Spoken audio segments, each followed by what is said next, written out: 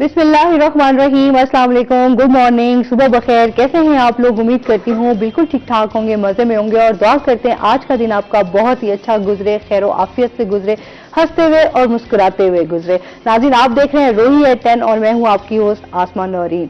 जी नाज़रीन, कैसी जा रही है आपकी सुबह? जश्न बहारा कैसे जा रहा है आपका? कल भी फेस्टिवल जारी था, आज भी जारी है और लोग बड़ा मजा कर रहे थे। मैं कल देख रही थी, लोगों का बड़ा रुझान था, अपनी फैमिलीज को लेकर जा रहे थे, एंजॉय कर रहे थे क्योंकि म्यूजिकल नाइट्स भी हैं और जश्न बहारा का चल रहा है। कॉलेजेस और स्कूल्स में भी जो है वो स्टॉल्स लगाए जा रहे हैं, फेस्टिवल किया जा रहा है, उसको सेलिब्रेट किया जा रहा है। वैसे तो देखा जाए तो मार्च जो है वो इस टाइम बहुत ज्यादा उसमें गर्मी है, लेकिन उसके बावजूद भी जश्न बहारा का जो मौसम है उसको सेलिब्रेट किया जा रहा है बड़े अच्छे से। तो आज भी जाएं और आज भी जो है इस इवेंट को एंजॉय करें और हमेशा अल्लाह ताला का शुक्र अदा करना चाहिए कि अल्लाह ताला ने जो है हमें बहुत सारी रहमतों और नेमतों से जो है वो नवाजा हुआ है। तो अपनी जिंदगी जो है वो कहते हैं ना मुख्तसर सी है, तो इसको हंसते हुए, मुस्कुराते हुए और खूब जी भर के जो है ना इसको गुजारें। इसी के साथ अपने प्रोग्राम का बाकायदा आगाज करते हैं। आज हमारे साथ जो गेस्ट मौजूद हैं, पहले उनका तारुफ करवा देती हूँ। आज हमारे साथ मौजूद हैं जी डॉक्टर फहद, जो कि फिजिशियन है, सर्जन है। अस्सलाम वालेकुम, कैसे हैं आप? ठीक ठाक हैं? अल्लाह का शुक्र जी। वेलकम करते हैं अपने शो में आपको। और इसके साथ ही आज नाज़रीन को बता दें कि हम आज इनसे बात करेंगे टेटनस पे कि ये क्या बीमारी है, इसकी क्या वजूहात हैं, इससे जानेंगे। लेकिन आपको पता है कि हमारा पहला सेगमेंट होता है आज नेकी की बात। तो चलते हैं, अलामा साहब हमें आज कौन सी अच्छी बात बताने जा रहे हैं? बिस्मिल्लाहिर्रहमानिर्रहीम। अल्लाह सुब्हानहू व तआला ने कुरान मजीद में इस बात को बयान किया है कि झूठ, अल्लाह लानत करता है झूठ बोलने वालों पर। अल्लाह की लानत याद रखिए कि हमेशा उस शख्स पर होती है कि जो ऐसे काम करता है कि जो अल्लाह की रहमत का मुस्तहिक नहीं होता। अल्लाह की रहमत से, उसके फजल से और उसके इनाम से दूर होना दर हकीकत लानत कहलाता है। लेकिन ये लानत करना, इसका मुझे और आपको कोई हक नहीं है कि हम किसी पर लानत भेजें। कुरान पाक जब ये बात कहता है कि झूठों पर लानत है, तो इससे मुराद यही होता है कि वो लोग के जो अपनी जिंदगी का शिआर, अपनी जिंदगी की आदत और अपने तर्ज जिंदगी ऐसा बना लेते हैं कि जो झूठ पर मबनी होता है, यानी उनकी शख्सियत, उनकी ज़ात झूठ से ही बनी होती है। तो अल्लाह ताला ऐसे लोगों पर लानत भेजता है। हमारे माशरे में भी झूठ आम हो चुका। हमें इस बात की कोशिश करनी चाहिए, बल्कि अपनी शख्सियत, अपने अखलाक की बुनियाद और असास हमें सच को बनाना चाहिए और उस पर अपनी शख्सियत को खड़ा करना चाहिए, अपने बच्चों की भी, अपने छोटों की, और एक दूसरे को हमें सच बोलने की तलकीन करनी चाहिए। बिल्कुल, जो है अलामा साहब ने बड़ी अच्छी बात की है कि हमेशा इंसान को सच बोलना चाहिए और सच बोलने में थोड़ा सा एक मुश्किलात पेश आती हैं, लेकिन जो उसका एंड है वो बड़ा अच्छा है। हम लोग देखते हैं, हम लोग झूठ के बड़े आदी हो जाते हैं। कोई ना कोई इस तरह की बात हो, उसमें ये होता है कभी जानबूझ के भी जो है वो झूठ बोल देते हैं, कभी अनजाने में भी जो है वो झूठ बोल जाते हैं। तो कोशिश करें ज्यादा से ज्यादा ऐसा झूठ ना बोलें जिससे दूसरों को तकलीफ हो और आपको खुद भी जो है वो आप मुतमईन ना हो।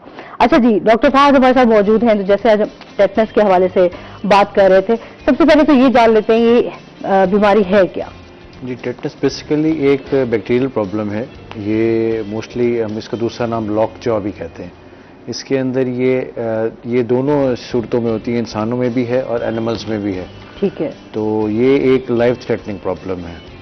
जैसे हम बाइक पे जा रहे होते हैं या रोड साइड्स पे हमारे एक्सीडेंट्स होते हैं या हमें कोई इंजरी या वूंड आता है, तो उसके बाद हम लोगों को इसकी वैक्सीनेशंस बहुत ज़रूरी हैं, क्योंकि जब भी एब्रेजन होता है, ये एक स्पोर है जो कि बॉडी के अंदर, ये हमारी हवा में, एनवायरनमेंट में, मड में, डंग में, सड़क पे हर जगह मौजूद हैं, स्पोर्स हैं। तो बेसिकली जब हमें इंजरी या कोई भी चोट लगती है, तो जिससे स्किन के एब्रेजन होते हैं, एब्रेजन हो जाते हैं, जख्म हो जाते हैं, लेसरेशन हो जाती है, वूंड आता है, तो उसके बाद ये अगर बॉडी के अंदर एंटर हो जाए, तो ये बेसिकली स्पोर्स हैं। जब ये बॉडी के अंदर एंटर होते हैं, दैट बिकम अ बैक्टीरिया। तो ये बेसिकली एक क्लोस्ट्रीडियम बैक्टीरिया है जिसकी वजह से प्रॉब्लम कॉज करता है। इसको टेटनस कहा जाता है। तो ये मोस्टली लाइफ थ्रेटनिंग है। इसका पूरे वर्ल्ड में कोई ट्रीटमेंट नहीं है एज सच। अच्छा, इसका ट्रीटमेंट नहीं है? जी, इसमें जो ह्यूमंस में देखने में आया है वो बेसिकली जो आपके जॉज हैं वो लॉक होना शुरू हो जाते हैं। उसके बाद ये नेक के मसल्स को इन्वॉल्व करता है, उसके अंदर कॉन्ट्रैक्शंस करता है, مسل اسپیزم ہو جاتا ہے, اسٹفنس آنا شروع ہو جاتی ہے, اچھا جس کی وجہ سے آپ کھانا پینا آپ کا ختم ہونا شروع ہو جاتا ہے.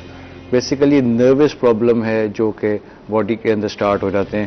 آپ کو سمٹمز دیکھنے کے لیے آتے ہیں. اس کے اندر کوئی بھی آج تک دنیا میں کوئی بلڈ ٹیسٹ نہیں بن سکا, کوئی اس کے اندر ایز سچ کوئی ٹیکنیکس انوالو نہیں ہو سکی, کیونکہ یہ سمٹمز دیکھ کے اس کے بعد ہی ہم ڈائگنوز کرتے ہیں کہ آپ کو ٹیٹنس کا پرابلم ہو گیا. تو کس طرح جو ہے آپ چیک کر سکتے ہیں کہ آپ کو ٹیٹنس ہو گیا؟ دیکھیں, سب سے پہلے چیک کرنے کی ضرورت نہیں ہے. جب بھی آپ کا کوئی بھی روڈ ایکسیڈنٹ ہے, کوئی انجری ہے, کوئی وونڈ ہے, کوئی کام کرتے ہوئے آپ کو کوئی لگ گیا ہے, کوئی ہارڈ کام کر رہے ہیں, کوئی زخم آ گیا, سب سے پہلے اپنی ٹیٹنس کی ویکسینیشن کرائیں. ٹھیک ہے. With in 24 hours. ٹیٹنس ٹاکسائڈ عام میڈیکل اسٹور سے مل جاتا ہے, کوئی آپ کو ڈاکٹر نہیں ملتا, تو you can do it by your self. آپ کو مسل میں, ڈیپ مسل میں لگا سکتے ہیں 24 گھنٹے کے اندر اندر. اس کے اندر نیگلیجنس ضروری نہیں ہے. نیگلیجنس کریں گے, سر نیگلیجنس نہیں ہونی چاہیے, کیونکہ جیسے آپ نے نیگلیجنس کی تو آپ کے لیے پرابلم کریٹ ہونا شروع ہے. بہت سارے لوگ اسی طرح ہوتے ہیں, روڈ ایکسیڈنٹ ہم دیکھتے ہیں آئے دن, ہمارے جس طرح ٹریفک کے جو ہے وہ بہت زیادہ مسائل رہتے ہیں, اس میں آئے دن کوئی نہ کوئی اس طرح کا حادثہ ہوتا رہتا ہے, لیکن لوگ بالکل نارمل لیتے ہیں, اتنا کوئی خاص اس کے اوپر جو ہے وہ دھیان نہیں دیتے کہ وہ فوراً جائیں اور پھر جو ہے وہ انجیکشن بھی لگوائیں. بعض دفعہ اسی نیگلیجنس کی وجہ سے ہی پرابلم آتی ہے. کوئی فوراً نہیں افیکٹ کرتا, نروس پرابلم ہے, تھوڑا سا ٹائم دیتا ہے, ٹائم دیتا ہے, with in 7 days 20 days dormant رہتا ہے. اگر یہ ایکٹیو ہو گیا اگر باڈی کے اندر تو پھر معافی نہیں. اس کے اندر سب سے پہلے آپ کے مسل کانٹریکشنز ہوں گے. یہ بریدنگ پرابلم کو بھی جو ہے نا سیز کرتا ہے. جب آپ کے چیسٹ کے مسل انوالو ہوتے ہیں, نیک کے مسل انوالو ہوتے ہیں, چاک ہوتا ہے, کیونکہ آپ چبا نہیں سکتے, آپ منہ نہیں کھول سکتے, آپ تھوک جو ہے وہ سوالو نہیں کر سکتے, جس کی وجہ سے پرابلم آتا ہے. تو سانس لینے میں جب بریدنگ مسل انوالو ہوں گے, نیک کے مسل انوالو ہوں گے, گردن میں اسٹفنس آ جائے گی, آپ گردن نہیں ہلا سکیں گے, تو یہ پرابلمس بڑھتے جائیں گے, آپ آف فٹ ہو جائیں گے. تو جس کی وجہ سے یہ پرابلم جو ہے آپ کو اٹس لیڈ ٹوورڈ ڈیتھ. جب ہارٹ مسل انوالو ہوں گے یا چیسٹ کے مسل, بریدنگ مسلز انوالو ہوں گے, جب آپ سانس نہیں لے سکیں گے تو اٹ گوز ٹوورڈ ڈیتھ. یہ لیتھل ہے, اس کا نیگلیجنس خطرناک, بہت زیادہ خطرناک ہے. اور اسی طرح جانوروں میں بھی پرابلمس بہت زیادہ ہے, کیونکہ جانور بیسیکلی کبھی چوٹ لگ جاتی ہے کھیل کے کھیلتے. میں آپ سے یہ بھی جاننا چاہوں گی کہ ہمارے بہت سارے ویورز ہیں کہ اگر آپ گرتے نہیں ہیں, روڈ پہ نہیں گرتے, تو بھی اس کے باوجود بھی آپ کو بیماری ہو سکتی ہے؟ دیکھیں ایسا نہیں ہوتا. جب تک آپ کے باڈی پہ پرانا زخم ہے, اگر پرانا زخم آپ کی باڈی پہ ہے, اگر آپ اس کی لاپرواہی کر رہے ہیں, اگر وہ ننگا ہے, آپ اس کی ڈریسنگ نہیں کرتے, اس کو کور نہیں کرتے, آپ کے زخم ننگا رہتا ہے, ہوا کے ساتھ ایکسپوزڈ ہے, تو یہ سپورز ہیں, آپ کے انوائرمنٹ میں پھر رہے ہیں. ٹھیک ہے. ضروری نہیں کہ آپ سڑک پہ گرے ہیں تو آپ نے ویکسین کرانی ہے. چوٹ لگنے کے باوجود کوشش کیا کریں کہ کروا لیا کریں, کیونکہ اس کا اگر یہ پرابلم سٹارٹ ہو گیا تو دیٹ از ویری فیٹل. آپ کو جان سے زیادہ بڑھ کے کوئی چیز نہیں ہے, تو اور یہ اس کی کوئی ورتھ بھی نہیں ہے. اٹس اراؤنڈ کو 50-60 روپے کی ویکسینیشن ہے. آپ اس کو دوبارہ بوسٹر بھی ضرور کرایا کریں. ہمارے دیکھنے والے سننے والے جو سامعین ہیں وہ اصل میں بیسیکلی لاپرواہی ہم لوگ یہ کرتے ہیں کہ ہم ایک دفعہ انجیکشن لگوا لیتے تو ہم کہتے ہیں ہمیں دوبارہ ضرورت نہیں. تو کوشش کیا کریں کہ اس کا جو بھی ویکسینیشن ہے اس کے بوسٹر شاٹس ضرور ہیں. آفٹر 3 weeks 20 days کے بعد آپ ضرور ویکسینیشن جو ہے نا وہ آپ کو کروانا ضروری ہے. اور جس طرح آپ جانوروں میں بتا رہے ہیں کہ جانوروں میں جی, جانوروں میں موسٹلی یہ کیٹس میں بھی ہے, ڈاگس میں بھی ہے, اور یہ اس کے علاوہ شیپ, گوٹ اور ہارسز میں بہت زیادہ, گھوڑوں میں, کیونکہ بیسیکلی ہاں گھوڑے جو ہیں ان میں بہت زیادہ. ہارسز میں موسٹلی سرجریز ہیں جو بھی کمٹ کرتے ہیں, چوٹ لگتی ہے تو ہارسز میں سب سے زیادہ ٹیٹنس کا ایشوز دیکھے گئے ہیں. اس کے بعد شیپس میں, پیٹس میں کوئی اتنے زیادہ نہیں ہے, لیکن ان میں بھی پرابلم ہے. وہ بھی چوٹ سے آتا ہے, زخم سے آتا ہے, ٹیٹنس کی ویکسینیشن ضروری ہے. تو گھوڑوں میں جب بھی سرجری کرتے ہیں, کوئی بھی سرجری کرنے لگے ہیں اینیملس میں, ہارسز میں, تو موسٹلی ہم سب سے پہلے جو پراپر ویٹنیرین ہے وہ ٹیٹنس کی ویکسینیشن کراتا ہے. ٹھیک ہے. تاکہ جو بعد میں پرابلم ہے, کیونکہ وونڈ جب تک ایکسپوز رہے گا, جب تک ہیلنگ نہیں ہوگی, تب تک وہ امیون ہے کہ اس کے اندر پرابلم جانور میں آ سکتا ہے, تو وہ یہ فیٹل ہو جاتے ہیں. اور لاک جب ہے بہت تکلیف سے جانور ایکسپائر ہوتا ہے. انسان بھی ایسی بہت تکلیف سے جب کھانا پینا چبا نہیں سکے گا, کھا نہیں سکے گا, لاک ہو جائے گا. پین جب بہت سویل ہوتی ہے تو برداشت نہیں ہوتی, وہ بہت زیادہ پرابلم ہے. اینیملس میں تو ہم نے خود دیکھا ہے ڈیتھس ہوتے ہوئے, کیونکہ وہ بہت سپیڈلی گرو کرتا ہے. اگر گرو کر گیا تو بہت پرابلمٹک ریٹ کا. تو جیسے آپ سرجری کے حوالے سے بھی اگر جائیں تو اس کی سرجری بھی کی جاتی ہے؟ دیکھیں سرجری لاک ہو جائے تو جی نہیں, سرجری نہیں ہے اس کے اندر, کیونکہ مسلس کی سرجری آپ نہیں کر سکتے. مسل کے جو انوالومنٹ, نروز کی سرجریز, کیونکہ اسپائنل کارڈ انوالو ہے, اس میں برین انوالو ہے, اس میں نروز انوالو ہے, تو اس میں سرجریز سکسیسفل ہی نہیں ہے. آپ اس کی ٹریٹمنٹ پراپرلی کر سکتے ہیں. اس کے اندر سب سے جو اچھا ڈرگ آف چوائس ہے وہ پینسلین ہے. ہم باقی اینٹی بایوٹکس یوز کرتے رہے اس کا کوئی فائدہ نہیں ہے. Drug of choice is penicillin. Through out the world humans میں بھی یہی یوز کرتے ہیں اور اینیملس میں بھی یہی یوز کرتے ہیں. تو آپ کوشش کریں گے جیسے آپ کو فیل ہو رہا ہے کہ آپ کے اینیملس آف فیڈ ہو رہے ہیں, کھانا چھوڑ رہے ہیں, موومنٹ ان کے مسلس کی جاز کی موومنٹ کلوز ہو رہی ہے, تو آپ سمجھیں کہ ان کو پرابلم سٹارٹ ہو گئی. اس میں اندر ایک تو جا جو ہے لوور جا وہ ڈسینڈ ہو جاتا ہے, وہ بند ہی نہیں ہوتا, وہ رک جاتا ہے, اور گردن سٹیف ہونا شروع ہو جاتی ہے, اور پورا جانور جو ہے وہ اکڑ جاتا ہے. اچھا جی, پورا جانور اکڑ جاتا ہے, اسٹیفنس آ جاتی ہے. تو اس کو دیسی زبان میں ہم چاندی بھی کہتے ہیں.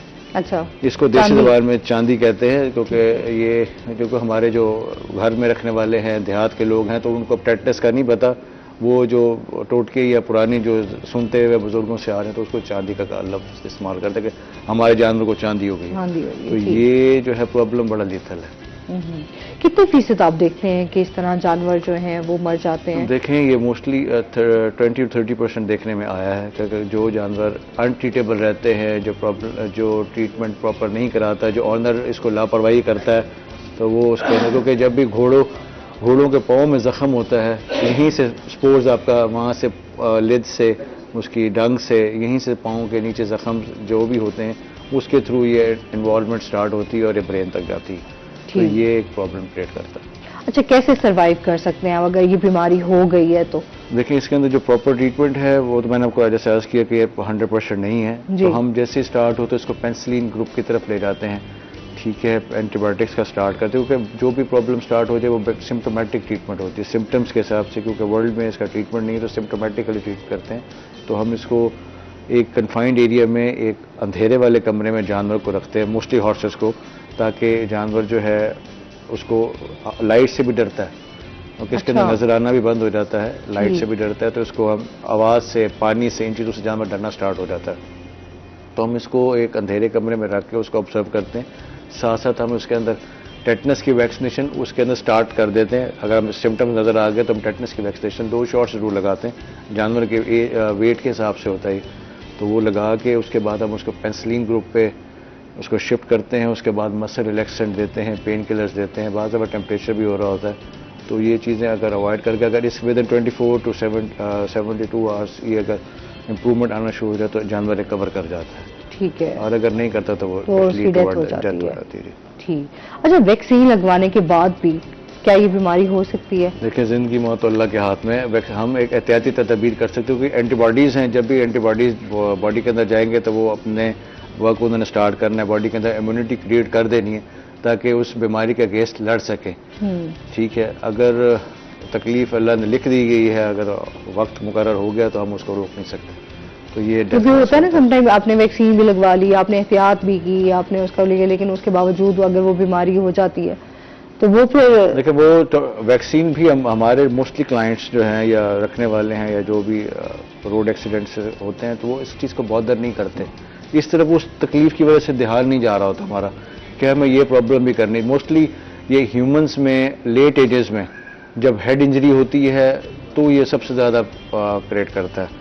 اور جب لیٹ ایجز میں 65+ کوئی انجری انوالو ہے, اگر ہمیں بھی کوئی روڈ ایکسیڈنٹ ہوتا ہے, اگر سر پہ انجری ہے تو اگر ہم نے ویکسینیشن نہیں کرائی تو یہ اس وقت کام اس کا شروع ہو جاتا ہے. تو 24 hours is must, it's very for 24 hours جو ہے وہ ویری امپورٹنٹ ٹائم ہے کہ 24 گھنٹے کے اندر آپ ویکسینیشن اس کی کرائیں تاکہ ہم اس بیماری سے نجات حاصل کر سکیں. تکلیف سے بہتر ہے, احتیاط علاج سے بہتر ہے, تو احتیاط کرنا بہت ضروری ہے. ہاں بالکل, ظاہر سی بات ہے. آپ نے اپنی ایک تو ہم یہ دیکھ رہے ہیں کہ جانور بھی آپ کو اتنے ہی پیارے ہوتے ہیں جس طرح بالکل, تو اگر جانور جنہوں نے پالے ہوئے ہوتے ہیں وہ تو میرے خیال میں بہت زیادہ ایک تو کیئر بہت زیادہ مانگتے ہیں. ابھی میں نے چھوٹی سی ایک کٹن لائی ہوں اپنے گھر میں, تو وہ ایسے اس کو سنبھالنا پڑ رہا ہے, یقین کریں جس طرح ایک وہ آپ بچے کی پراپر آپ اس کی رسپانسبلٹی سے اس کو نبھا رہے ہوتے ہیں نا, پراپر اسی طرح اس کا خیال رکھنا پڑ رہا ہوتا ہے. ایسے ہی ہے. تو بڑے کیئر مانگتے ہیں جانور اگر آپ پالتے ہیں گھر میں. بالکل اسی طرح جی, ہر جانور جو ہے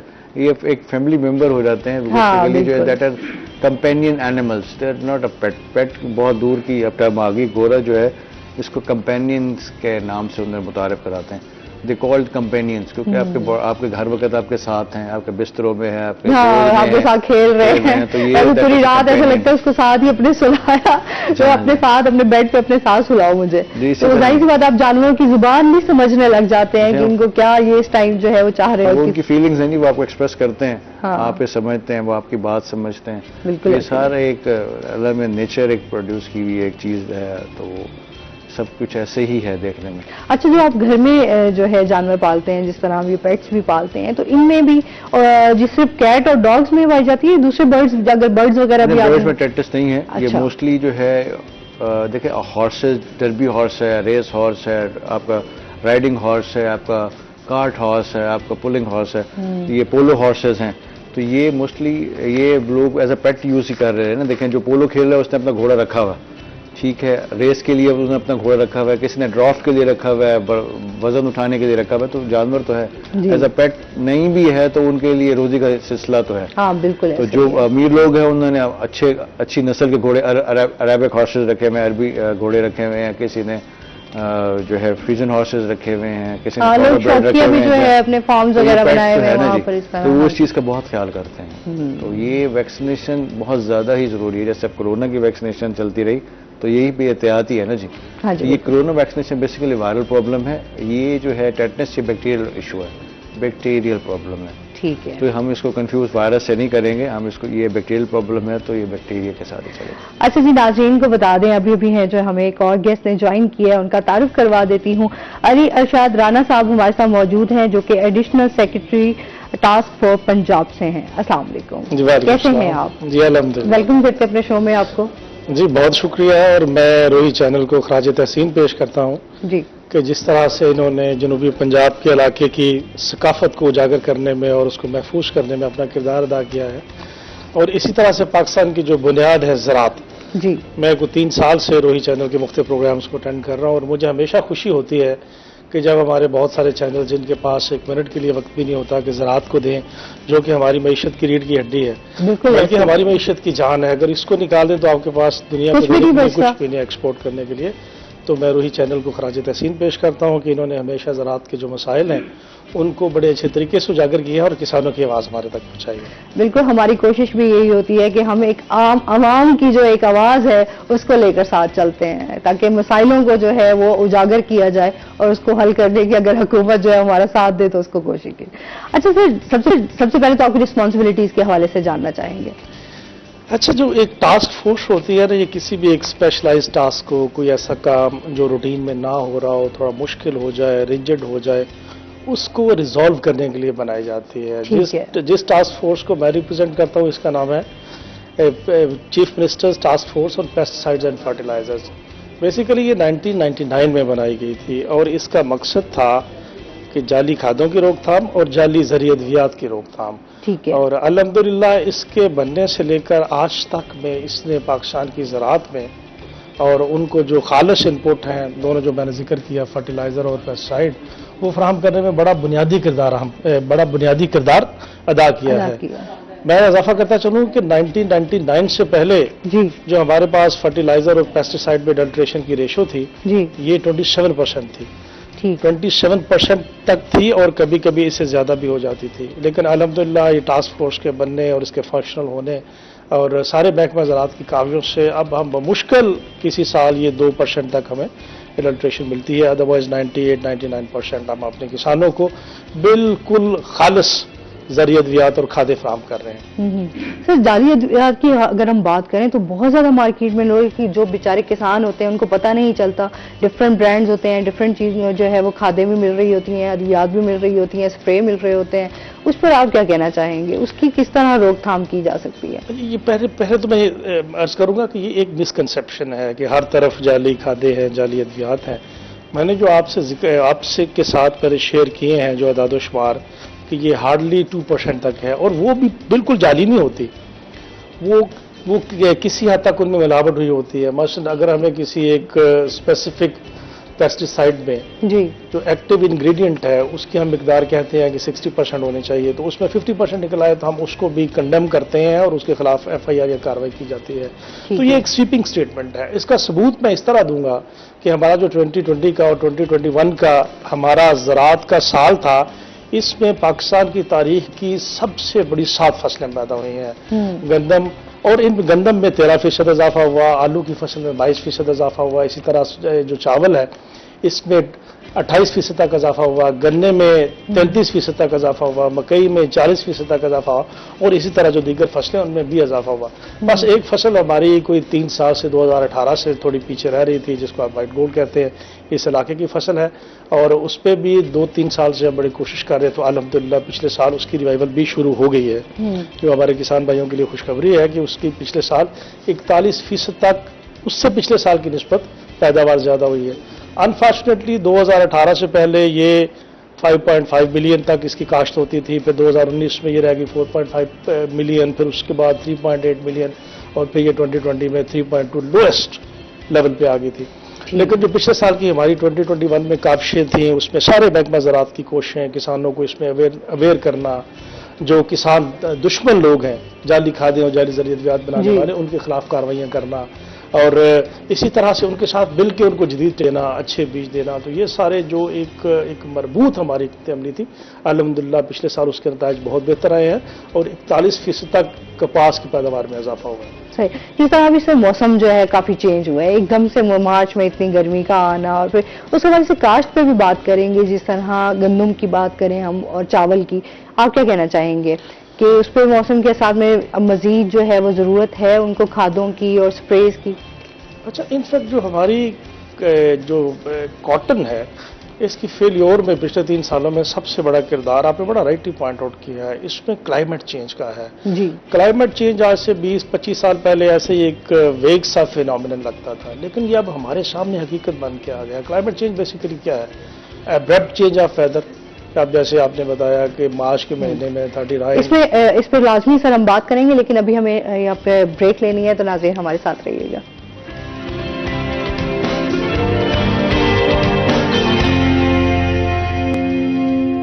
ویلکم بیک ناظرین، آپ کو خوش آمدید کہتے ہیں۔ جی وہیں سے بات کا سلسلہ جوڑیں گے، موسم جیسے موسمی صورتحال پہ ہم بات کر رہے تھے۔ جی، موسم انفارچونیٹلی جو ایک ہم کو 20-25 سال پہلے سنتے تھے نا کہ ایک کلائمیٹ چینج ہے اور اس کے بڑے مضر اثرات ہوں گے، وہ اب ہمارے سامنے ایک محب جن کی صورت میں ہمارے سامنے آ گیا ہے۔ تو کاٹن کی فیلیور میں جو ایک بہت بڑا فیکٹر تھا وہ یہ کلائمیٹ چینج کا ہی تھا، کہ جب ہماری کپاس کی فصل کو بارشوں کی ضرورت نہیں ہوتی تھی تو یہ بارشیں ہو جاتی تھیں، جب بارشوں کی ضرورت ہوتی تھی تو بارشیں نہیں ہوتی تھیں۔ اب کسی بھی پودے کو گرو کرنے کے لیے آپ نے دیکھا ہوگا، جیسے ہم چاول کی مثال لیتے ہیں، جب ہم اگاتے ہیں تو بڑا ہائی ٹیمپریچر ہوتا ہے، پھر آہستہ آہستہ بارشوں کا، برسات کا موسم آتا ہے، اور جب اس کے پکنے کا وقت آتا ہے تو وہ ٹھنڈا موسم ہو چکا ہے، سپتمبر، اکتوبر، نومبر، دسمبر۔ تو اسی طرح جو پودے کی ایک پوری لائف ہے، اس کو پوری زندگی میں اگنے کے لیے، پھر بڑا ہونے کے لیے، پھر پکنے کے لیے ایک سرٹن ٹیمپریچر کی ضرورت ہوتی ہے۔ جب یہ ٹیمپریچر اس سے زیادہ چلا جائے یا اس سے کم ہو جائے، ریکوائرڈ ایک جو لمٹ ہے، تو وہ اس کے لیے خطرناک ہوتا ہے۔ تو ہمارے جو 2-3 سال ہیں اس میں سب سے بڑا ہرڈل ہمیں کلائمیٹ چینج کا سامنا ہی کرنا پڑا، لیکن محکمہ زراعت کے جو ماہرین ہیں وہ بھرپور کوشش کر رہے ہیں کہ کلائمیٹ ریزسٹنٹ ہم ویرائٹیز ڈیولپ کر سکیں، اور اس میں کافی حد تک کامیابی بھی ہوئی ہے۔ اسی وجہ سے جو پچھلا سال تھا اس میں ہماری کپاس کی فصل کافی حد تک بہتر ہو گئی ہے۔ تو کسان بھائیوں سے بھی میں یہ گزارش کروں گا کہ وہ صرف ان ویرائٹیز کو اگائیں جو محکمہ زراعت کی طرف سے منظور شدہ ہے، اور جو منظور شدہ نہیں ہے ان ویرائٹیز سے وہ احتراز برتیں، ان کو اوائڈ کریں، کیونکہ الٹیمیٹلی پھر ان کو اگانے سے ان کو نقصان ہو جاتا ہے۔ سر فرٹیلائزر کے حوالے سے بھی جاننا چاہیں گے؟ جی، فرٹیلائزر کوئی بھی فصل ہے جی، اس کے لیے 2 بنیادی انپٹس ہیں جو اس کے لیے ناگزیر ہیں۔ اس میں پہلی ہے فرٹیلائزر اور دوسری ہے پیسٹیسائڈ یا زرعی ادویات۔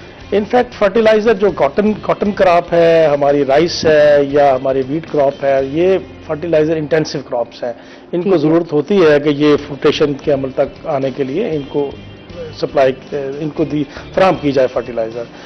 تو فرٹیلائزر کی فراہمی کے لیے یہ پچھلے دنوں تھوڑے سے مسائل تھے، لیکن الحمدللہ اب صورتحال بالکل سموتھ ہے۔ کسان بھائیوں کو جو حکومت کی مقرر کردہ قیمت ہے اس پر فرٹیلائزر ملے گی، اور ریسٹ ایشورڈ کہ یہ بالکل خالص فرٹیلائزر ملے گی، اور اس کے لیے ہم نے ایک بھرپور حکمت عملی تیار کی ہے جس کے لیے میں ملتان آیا ہوا تھا، اور اس کے تحت جتنے بھی لوگ ہیں، خواہ وہ کسی کلاس سے ہے، خواہ وہ کتنا بااثر ہے، اگر اس کے خلاف کسی کسان بھائی کو شکایت ہے جی۔ تو ہمارا جو نمبر ہے ٹاسک فورس کا 0300295539، اس کے اوپر وہ ایک چھوٹا سا میسج کریں، اپنا نام لکھیں، اپنے علاقے کا نام لکھیں، ڈیلر کا نام لکھیں، اور نیچے اپنی شکایت درج کر دیں۔ اگر اس نے مہنگی بیچی ہے تو ہمیں شکایت کریں، اگر اس نے اس کسان کا اس کی کھاد استعمال کرنے سے نقصان ہو گیا ہے تب ہمیں میسج کریں کہ جناب میں نے یہ کھاد لی تھی، اس سے میرا نقصان ہو گیا۔ اسی طرح سے جو زرعی ادویات ہیں ان کے حوالے سے کسی کسان بھائی کو کوئی شکایت ہے تو وہ ہمیں ٹاسک فورس کے اسی نمبر پہ جو میں نے ذکر کیا 0300295539 پہ چھوٹا سا ایک میسج بنا کے دیکھیں۔ 24 گھنٹے کے اندر اندر جو ہم نے حکمت عملی بنائی ہے، جو نظام بنایا ہے، اس کی خوبصورتی یہ ہے کہ آپ کی شکایت ملنے پر باقی ساری کارروائی محکمہ خود کرے گا۔ جیسے ہی آپ کی شکایت آئے گی ود ان 5 منٹس اس کو ایک رجسٹریشن نمبر ایلوکیٹ کر کے تو آپ کو میسج بیک کر دیا جائے گا کہ آپ کی شکایت کا نمبر یہ ہے، اور 24 گھنٹے کے اندر اندر جو محکمہ زراعت کا متعلقہ افسر ہے، اگر فرٹیلائزر سے متعلق ہے تو متعلقہ افسر، پیسٹسائڈ سے متعلق ہے تو متعلقہ افسر خود اس کسان سے رابطہ کرے گا اور اس سے رابطہ کر کے اس شکایت کی تفصیلات جانے گا، 24 گھنٹے میں وہاں پہنچے گا۔ اگر تو یہ ثابت شدہ ہے کہ اس نے مہنگی بیچی ہے تو فوری طور پہ اس کے خلاف FIR درج کروائی جائے گی یا اس کو بھاری جرمانہ کیا جائے گا۔ لیکن اگر کوئی ایسی صورتحال ہے کہ جہاں پہ اس کا انالیسس کی ضرورت ہے فرٹیلائزر کی یا پیسٹیسائڈ کی، تو پھر اس کا سیمپل کلیکٹ کر کے تو اس کا انالیسس کروایا جائے گا۔ اور کسان بھائیوں کی کنزمپشن کے لیے میں عرض کرتا چلوں کہ گزشتہ جو 2-3 سال ہے اس میں ہم نے بڑی بھرپور کارروائیاں کی ہیں۔ کسانوں کے علم میں بھی ہے کہ ہم نے 500 ملین سے زیادہ کی، مور دین 500 ملین جعلی کھادیں اور جعلی زرعی ادویات اپنے قبضے میں لی ہیں۔ 55 فیکٹریاں جو رحیم یار خان سے لے کر راولپنڈی تک پنجاب کے کسی بھی کونے میں تھی، ہم نے ان کو پکڑا ہے اور ان کا کلا کما کیا ہے، اور اس میں کوئی بھی دباؤ ہے ہم اس کو خاتمے میں نہیں لائے۔ 2000 کے قریب ہم نے FIR درج کروائی ہیں، 1500 کے قریب ہم نے لوگوں کو گرفتار کیا ہے، اور یہ جو ٹیمپو ہے، یہ جو پیس ہے، انشاءاللہ العزیز یہ اس سال بھی جاری رہے گا، بلکہ ہم اس میں تھوڑی تیزی لائیں گے اور اس پہ ہم نے کام شروع کر دیا ہے۔ ٹھیک ہے، مزید بھی آپ سے جانیں گے اس کام کے حوالے سے۔ اچھا سر، جس طرح ہم بات ٹیٹنس بیماری کی تو اس کی احتیاط کیا ہونی چاہیے؟ احتیاط تو یہی کہ جیسے ہی ہمیں کوئی بھی روڈ ایکسیڈنٹ یا کوئی چوٹ یا کوئی وونڈ جس میں زخم آپ کا ننگا ہو، فوراً ویکسینیشن کریں۔ احتیاط ہے یہ اس کو پراپرلی واش کریں، اس کی ڈریسنگ کریں، اور اس کے بعد ڈریسنگ اس کو کلوز کریں، اس کو ایکسپوز مت رہنے دیں، کیونکہ جیسے ہی زخم ایکسپوز ہوگا، اسپورس انٹر ہوگا، وہ بیکٹیریا میں کنورٹ ہوگا اور پرابلم سٹارٹ ہو جائے گی۔ تو وہ آپ اس کو کلوز کرنے کے بعد، اس کی ڈریسنگ کرنے کے بعد آپ سب سے پہلے اس کی ویکسینیشن کریں تاکہ اس پرابلم سے آپ بچ سکیں۔ اس کے علاوہ اور کوئی علاج نہیں۔ اچھا، جس طرح ڈاگ کاٹ لیتا ہے یا کیٹ کاٹ لیتی ہے تو اس کی کیا؟ لیکن اس میں موسٹلی لوگ جو ہے نا سب سے زیادہ مس جو انڈرسٹینڈ کرتے ہیں وہ ریبیز ویکسینیشن ہوتی ہے جو کہ ہم نہیں کراتے۔ وہ لوگ اگر کاٹ لیتا ہے ڈاگ یا کیٹ کاٹ لیتی ہے تو لوگ جا کے نا ٹیٹنس کی ویکسین کرا لیتے ہیں۔ ہاں، اس پہ بھی جو ہے وہ مس کنسپشن ہے، کنفیوز کرتے ہیں۔ وہ آپ کو اس وقت اینٹی ریبیز ویکسینیشن کرانی چاہیے، نہ کہ آپ اس کی ٹیٹنس کی ویکسینیشن کرائیں۔ ٹھیک ہے، کیونکہ جو زخم ہے وہ بہت تکلیف دہ ہے جو ڈاگ اور کیٹ کے بائٹ کرنے کے بعد ہے۔ اس کے اندر بھی ایسے ہی سمٹمز آتے ہیں وہ بھی نروس سسٹم ڈیمیج کرتا ہے۔ ریبیز وائرس، یہ وائرس ہے، ٹیٹنس بیکٹیریل پرابلم ہے، ریبیز وائرل پرابلم ہے، تو آپ اس کے اگینسٹ ریبیز کی ویکسینیشن کرائیں گے، وہ بھی 24 آورس کے اندر۔ اگر کاٹ لیتا ہے تو اس کے اندر 5 ویک پہلے تو لگتے تھے 14 انجیکشنز اور وہ بھی پیٹ میں، ہاں جی، وہ لوگ سوچ کے ڈر جاتے تھے، تو اب جو ہے اس کے لیے 5 انجیکشنز کر دیے گئے ہیں۔ اس کے اندر پہلے خوف آ جائے، کتے نے تو یہ کاٹا ہی کاٹا، تو اب انجیکشن کا بھی ایک الگ خوف ہوتا ہے۔ ٹیبلٹس کی طرف نہیں گئی ہے، کیپسول سے انجیکشن تو پھر ابھی تک آپ عمر کے جس مرضی حصے میں پہنچ جائیں انجیکشن کا خوف تو رہتا ہے۔ انجیکشن بالکل ایسے ہی ہے، انجیکشن لگنا ہے، اور بہت سارے لوگ اپنی بیماری کو پرولونگ کر لیتے ہیں کہ انجیکشن نہ لگے۔ بالکل بالکل صحیح کہہ رہے ہیں۔ ویکسینیشن جو ہے یہ بھی اس سے بھی لوگ بڑا ڈرتے رہے ہیں انیشلی کہ ہمیں یہ کروانی نہ پڑے، اور صرف وہ سوئی چبھنے کے ڈر سے. جی ہاں، وہ آپ ویڈیوز دیکھیں نا یوٹیوب پہ یا گوگل پہ یا فیس بک پہ، تو ایسے ایسے مزاحیہ ویڈیوز ہوتی ہیں دیکھنے میں، تو کہ وہ بہت بڑی وائرل ہو جاتی ہے. بڑی عمر کے لوگ بھی. ہاں جی بالکل اسی طرح. تو وہ جیسے سر فرما رہے تھے، ٹیبلٹس نہیں آئیں کیونکہ ویکسینیشنز میں ایسے اینٹی باڈیز ہوتے ہیں، لائیو ویکسینیشنز ہیں، کلڈ ویکسینیشن ہے، تو وہ اس کے لیے اس کا جو پریپریشن کا طریقہ ہے وہ ایسا ابھی ٹیبلٹس فارم میں نہیں آ سکا، اس لیے ویکسینیشن ہماری، کیونکہ وہ جا کے فوراً کام کرتی ہے. ویکسینیشن ایک اگر کلڈ ویکسینیشن ہے تو وہ باڈی کے اندر جا کے وہ لائیو ہو جاتی ہے. تو یہ ویکسینیشن پراپرلی اسی لیے بنائی جاتی ہے کہ انجیکٹیبلس ہوں. اور ریبیز ویکسینیشن بھی لیتھل ہے، ریبیز وائرس بھی لیتھل ہے، یہ ڈیتھ کاز کر دیتا ہے. اچھا، اس کے اندر 0 ڈے پہ لکھ لیں، کسی اگر ہمارے سامعین سننے والے دیکھنے والے لکھنا چاہتے ہیں، 0 ڈیز پہ پہلا شاٹ لگتا ہے، پھر 3rd ڈے پہ لگتا ہے، پھر 7th ڈے پہ لگتا ہے، یہ 3 شاٹس، پھر 14th پہ لگتا ہے، پھر 28 پہ لگتا ہے 5 شاٹ. موسٹلی جو ہمارے یہ ہیومن ڈاکٹرز کو بھی ایسا جتنی اویئرنیس نہیں ہے، وہ بھی جان چھڑاتے ہیں. وہ کہتے ہیں 3 انجیکشنز لگ گئے ہیں تو یہ انف ہیں. It's not enough. ٹھیک ہے. بینگ اے ڈاکٹر ویٹنیرین ہم اس کو 5 شاٹس کے اوپر محیط کرتے ہیں کیونکہ یہ اتنا ظالم وائرس ہے کہ یہ ڈیتھ کاز کر دیتا ہے. اچھا، اویئرنیس کی بات کریں، جس طرح ہم ابھی بات کر رہے ہیں کہ بہت سارے لوگوں کو بھی نہیں پتا، ڈاکٹرز بھی جو ہے وہ تھوڑا کتراتے ہیں، عوام کو تو پتہ ہی نہیں ہے. جس طرح ابھی آپ نے بتایا ہے کہ ریبیز جو ہے وہ ڈفرینٹ ہے، جا کے ہم ٹیٹنس کا جو ہے وہ انجیکشن لگوا لیتے ہیں. تو اویئرنیس پروگرامز کے حوالے سے بھی آپ لوگ کوئی اس پہ کام کر رہے ہیں؟ میں آپ کے توسط سے میں اس پہ بارہا دفعہ کہہ چکا ہوں، اویئرنیس دے چکا ہوں. اس کے علاوہ اسکولز پہ، کالجز پہ، ان جیسے یونیورسٹیز میں ایسے سیمینارز ہونے چاہیے جس میں لوگوں کو اویئرنیس ہونی چاہیے کہ ہم نے ویکسینیشنز کس وقت کرانی ہے، کون سی ویکسینیشن کس وقت لگے گی. اور موسٹلی جب بھی میں خود بھی ڈاکٹر، اب ہم نے اگر سرجری کرنی ہے، کچھ ایسا پرابلم ہے، ہمیں اگر ڈر لگا رہتا ہے کہ ہم نے ویکسینیشن کرنی ہے، تو اگر ہم ہیومن سائٹس پہ جاتے ہیں تو ہم انہیں کہتے ہیں کہ ہمیں ویکسین کر دیں. وہ پوچھتے ہیں کہ آپ کو کاٹا ہے کہ نہیں کاٹا. تو وہ ایسا دیکھیں، اگر کوئی بندہ اپنی پریونٹیو کے لیے آ رہا ہے، کاٹے کہ نہیں کاٹا. اگر ایک بندہ پیٹ گھر رکھتا ہے، میں تو اس کو کہوں گا جو بھی اپنے گھر میں کیٹس، ڈاگس، جو بھی کینائنس اینیملز رکھتے ہیں، ان کو اپنی جان کاٹنے سے پہلے اپنی ویکسینیشن ضرور کروا لینی چاہیے. احتیاط علاج سے بہتر ہے. اس سے اپنی بھی کروا لیں اور جانوروں کی بھی کروا لیں. اپنی تو کروائیں، جانوروں کو بھی ضرور کروایا کرے، کیونکہ اینٹی ریبیز ویکسینیشن اویلیبل ہیں پیٹس کے لیے بھی. وہ جب اینیمل 2 مہینوں کا ہو جاتا ہے، وہ at the age of 8 week تو وہ سٹارٹ ہو جاتی ہے. لوگ کنفیوز کرتے ہیں ہمیشہ کہ ہمیں ویکسینیشن، کچھ لوگ لکھنے والے کہتے ہیں 3 مہینے کے بعد کرائے یا 6 مہینے کے بعد کرائے. نہیں کروانی چاہیے. جب بھی کوئی جانور پیدا ہوتا ہے، کوئی بھی پیٹ ہم رکھتے ہیں، 6 ہفتے 8ویں ہفتے اس کی ریبیز کی ویکسینیشن لگ جاتی ہے. اس کے کچھ جیسے ڈاگس ہیں، اس کے اندر بھی جو نیو ویکسینیشن آئیں گے، اس میں مزید ہم بات کرتے ہیں، لیکن ناظرین ابھی ہمیں یہاں پہ لینی ہے بریک. ہمارے ساتھ رہیے گا.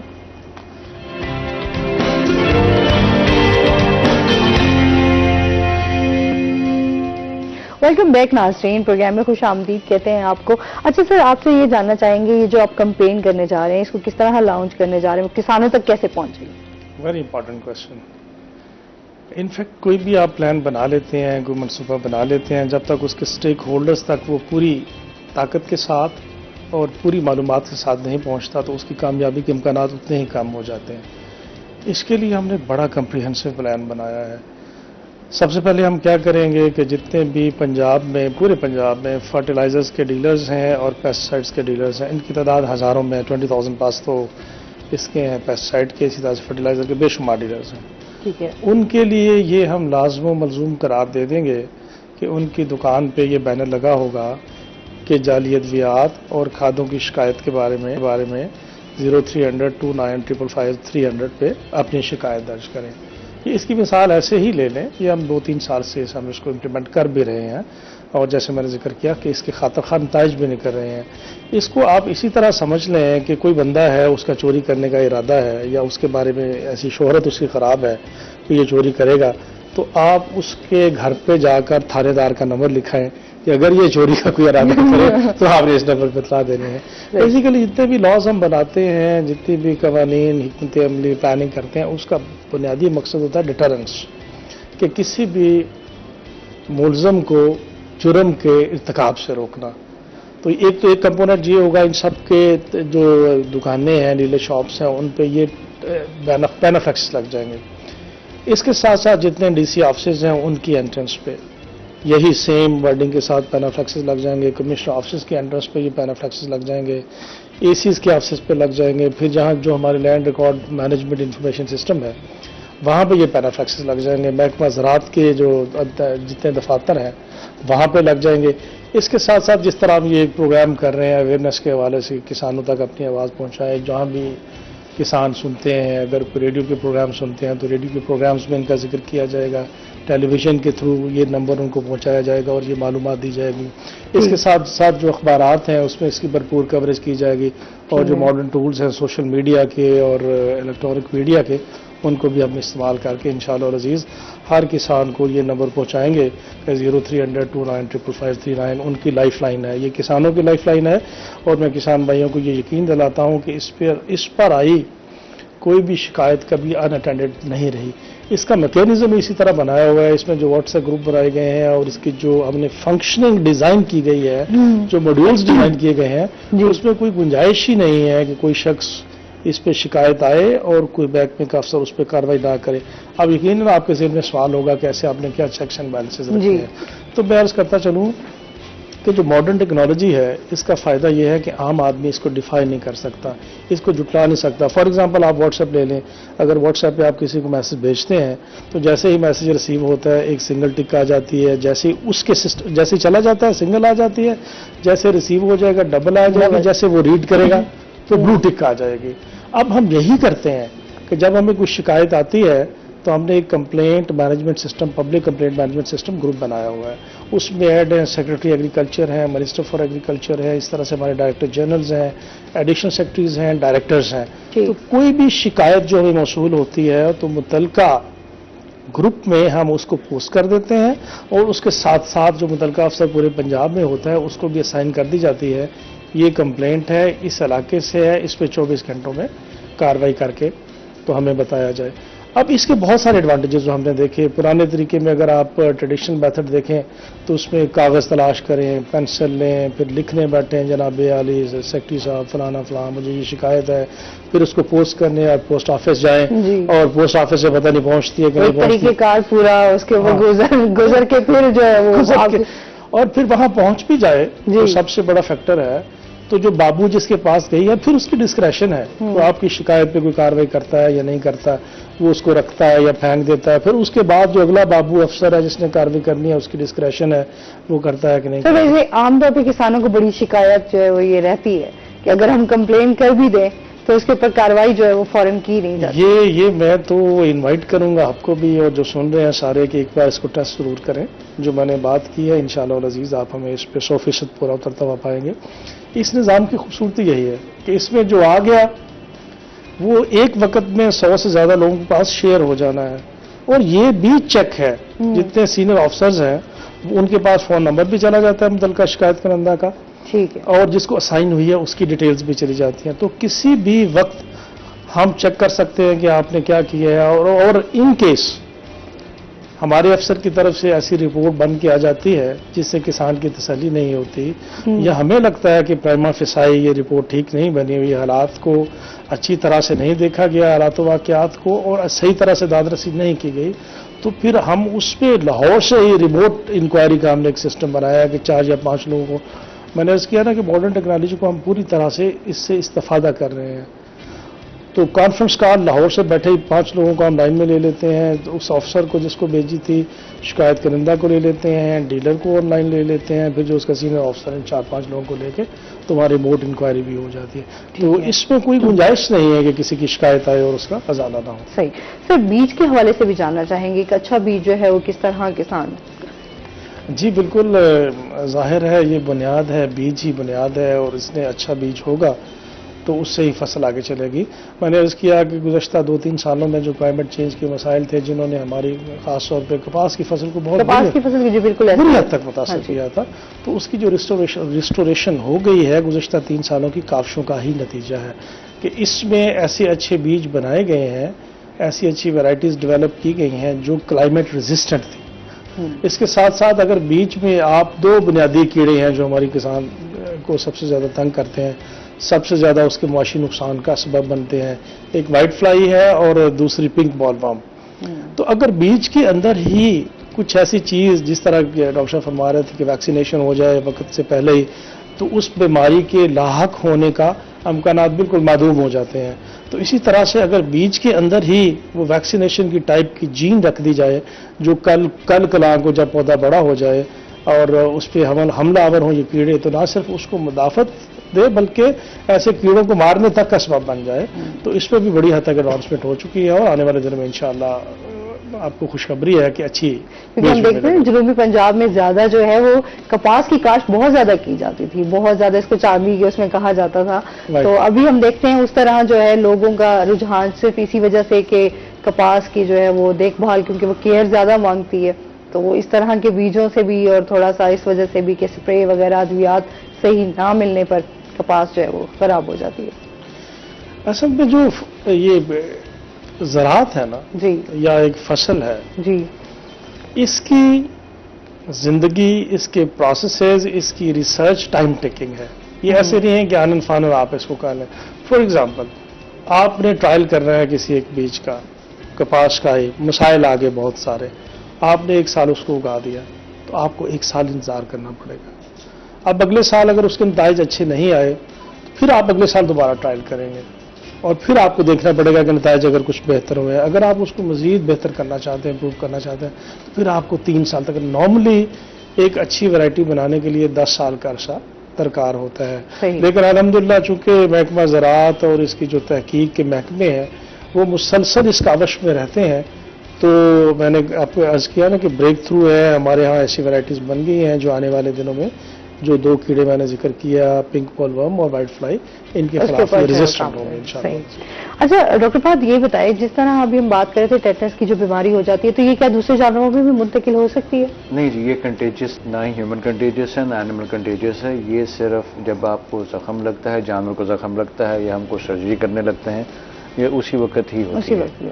اگر سرجری کر رہے ہیں ہم تو اگر یہ موسٹلی ہارسز میں ہے یا شیپ گوٹ میں، تو اس میں ہم ٹیٹنس کا انجیکشن پہلے لگاتے ہیں. یہ ایون کہ ہیومنس میں بھی آپ دیکھ لیں کہ یہ ڈیورنگ پریگننسی یہ ٹیٹنس کے انجیکشن لگوائے جاتے ہیں تاکہ انفیکشن کاز نہ ہو. تو یہ ایسا ہوتا ہے کہ جب بھی ہم ہارسز میں یا تو کاسٹریشن کرتے ہیں اس کے عمل کے دوران یا اس کے ٹیل ڈاکنگ کرتے ہیں، ایسا جو بالکل ایکسپوز رہے جس کو ٹائم ٹیکنگ ہو وونڈ کو ہیل کرنے میں، جس سے ٹیٹنس کا پرابلم آ سکتا ہے، تو ہم اس میں as a preventive measure surgery کرنے سے پہلے، اس کو آپریٹ کرنے سے پہلے، اس کو انسین دینے سے پہلے ہم اس کو ویکسینیشن ٹیٹنس کی لگا دی جاتی ہے. تو یہ تاکہ اس کی جو ہے بعد میں جو ہمیں پرابلمس فیس کرنی ہیں وہ ہم نہ کر سکیں، تو اس لیے ہم پہلے یہ اور یہ جیسے آپ نے فرمایا پوچھ رہی تھیں کہ یہ کنٹیجس نہیں ہے، ایک جانور سے دوسرے کو نہیں لگتی جب تک زخم نہ ہو. ٹھیک ہے. انسانوں میں بھی سیم اسی طرح سیم ہی ہے. انسانوں میں بھی جب تک زخم نہیں آئے گا ایکسپوز، ایک دیکھیں ایک ہوتا ہے اوپن وونڈ، ایک ہوتا ہے کلوز وونڈ. کلوز وونڈ میں آپ کو اسکن انوالو نہیں ہوتی، اندر چوٹ لگ گئی ہے مثلا اندر سے انجرڈ ہو گیا ہے، اس کے اندر ضرورت نہیں ہے. جیسے ہی آپ سڑک پہ گرتے ہیں، ایکسیڈنٹ کمٹ ہوتا ہے یا کوئی لوہے سے کام کر رہے ہیں، کوئی بھی سخت کام کر رہے ہیں جس سے آپ کو اسکن کی چھل جاتی ہے، چوٹ لگ جاتی ہے، زخم بڑا ہو جاتا ہے، اس میں سب سے پہلے واشنگ کریں. جب تک آپ ہاسپٹل نہیں جا رہے، فرسٹ ایڈ نہیں لے سکتے، سب سے پہلے اپنا ہینڈ واش کریں. ٹھیک ہے. اور ہینڈ واشنگ کے بعد 5-7 دفعہ آپ لائف بوائے سوپ جو ہے اس کو لے کے، ریڈ لائف بوائے کیونکہ اس کے اندر کاربولک ایسڈ ہوتا ہے، تو آپ وہ یوز کر کے آپ اپنے اس کو ڈس انفیکٹ کر سکتے ہیں. اس کے بعد ودن 24 آورس ویکسینیشن کرانی چاہیے. صحیح. اور جس طرح جانوروں کے بال گر رہے ہوتے ہیں ان کے لیے کیا ان کے لیے بھی ہوتی ہے؟ دیکھیں اس کے اندر پوری دنیا میں ایسے کوئی ویکسینیشن، یہ ہم لوگوں نے مس کنسیپٹ بنایا ہوا، کچھ لوگوں نے اس کو دکانداری بنائی ہوئی ہے کہ جانوروں کے بال گرتے ہیں تو اس کا ٹریٹمنٹ، اس کی ویکسینیشن ہے. ایسا کوئی ویکسینیشن پوری دنیا میں نہیں بنائی گئی، یہ ہیومن سے بھی نہیں بنائی گئی. تو یہ ایسے ہی ہے کہ یہ ایک مینجمنٹل پرابلم ہے. بال گرنا، کوٹ شیڈ ہونا، بیسیکلی فوڈ جو ہے نا آپ کا اس کی پرابلم کی وجہ سے آتا ہے، آپ کے ڈائٹ ایشوز کی وجہ سے آپ کے اینیملس کے. اور یہ اینیملس میں یہ سیزنل ہوتا ہے. جیسے ہی گرمی کا موسم شروع ہوتا ہے، مارچ اینڈ ہو رہا ہے، ایپل دیٹ گونا شیڈ، وہ اپنا کوٹ شیڈ کر دیتا ہے جانور. ٹھیک ہے. اور ودن جب آپ کا ہیلدی سیزن سٹارٹ ہوتا ہے سمرس کے بعد، اکتوبر نومبر میں اس کا نیا کوٹ آنا شروع ہو جاتا ہے. تو یہ اس کو پرابلم نہیں ہے، یہ اللہ میاں نے ایک نیچرل سسٹم رکھا ہوا ہے، تو گرتے ہیں پھر نئے آ جاتے ہیں. اور سب سے بڑا جو مسئلہ ہے ہمارے گھروں میں پیٹ اینیملس کے حوالے سے، ہمیں بھی تجربہ ہوا ایک بلی پالنے کا. جو سب سے اچھا بڑا بلیاں تو مسئلہ ایسا تھا، لگتا ہے اتنی پیاری ہوتی ہے نا، وہ ہر گھر میں اب اس ٹائم پائی جاتی ہے، ہر گھر میں ایک بلی ضرور ہے. جس گھر میں بیٹیاں ہیں نا وہ بلی ضرور لے آتی ہیں. بالکل ایسے ہی ہے. میری چھوٹی سسٹر نے بڑا شور ڈالا ہوا تھا تو ہم لے آئے گھر، اب ہم اس کو پال رہے ہیں، اس کی بڑی دیکھ بھال کرنی پڑتی ہے ہم لوگوں کو. سب سے بڑا مسئلہ جو میں نے نوٹ کیا کہ وہ ان کے بال گرنے کا ہی تھا، ہاں جی، کہ آپ کے کپڑوں پہ بال لگے ہوئے ہیں. ہاں یہ بڑا ایشو ہوتا ہے. بعض اوقات کھانے تک میں ایون کچن میں بالکل ایسے ہی. لائٹ ہوتے ہیں تو وہ بڑا حالات احتیاط ساتھ کرنا. ہوتے ہیں. اب تو گھروں میں اس آپ حوالے سے اپنی جو لوگ جنہوں نے رکھے ان کو ایجوکیٹ کریں گے وہ کس طرح اس کے مسئلے کا حل کریں. کس طرح خیال سر رکھتے ہیں. یہ کہہ رہا تھا میں کہ یہ ڈائٹری ایشو ہے. دیکھیں سردیوں میں ہم سیلمن آئل کا یوز کرتے ہیں. فیڈ کے اندر جو ہے جو پروڈکٹ جن میں سیلمن آئل یوز ہوتا ہے، فش ہے یہ، تو وہ اچھا بڑا کوٹ کو بہت اچھا رکھتی ہے، کلاسی رکھتی ہے اور اسٹرانگ رکھتی ہے. اس کے روٹس جو ہے نا بہت اچھے ڈاکٹر صاحب آپ اتنا مہنگا حال نہ بتا دیں. سر سچا سیلمن آئل فوڈ اویلیبل ہے. ٹائم بہت مختصر سا ہے. آپ لوگوں کا بہت شکریہ، بہت اچھا لگا آپ ہمارے شو میں. اس کے ساتھ ہی ناظرین ابھی ہمیں یہاں پہ لینی ہے بریک. ہمارے ساتھ رہیے گا. جب ہم بریک سے واپس آئیں گے تو ہمارے ساتھ کچھ اور گیسٹ موجود ہوں گے.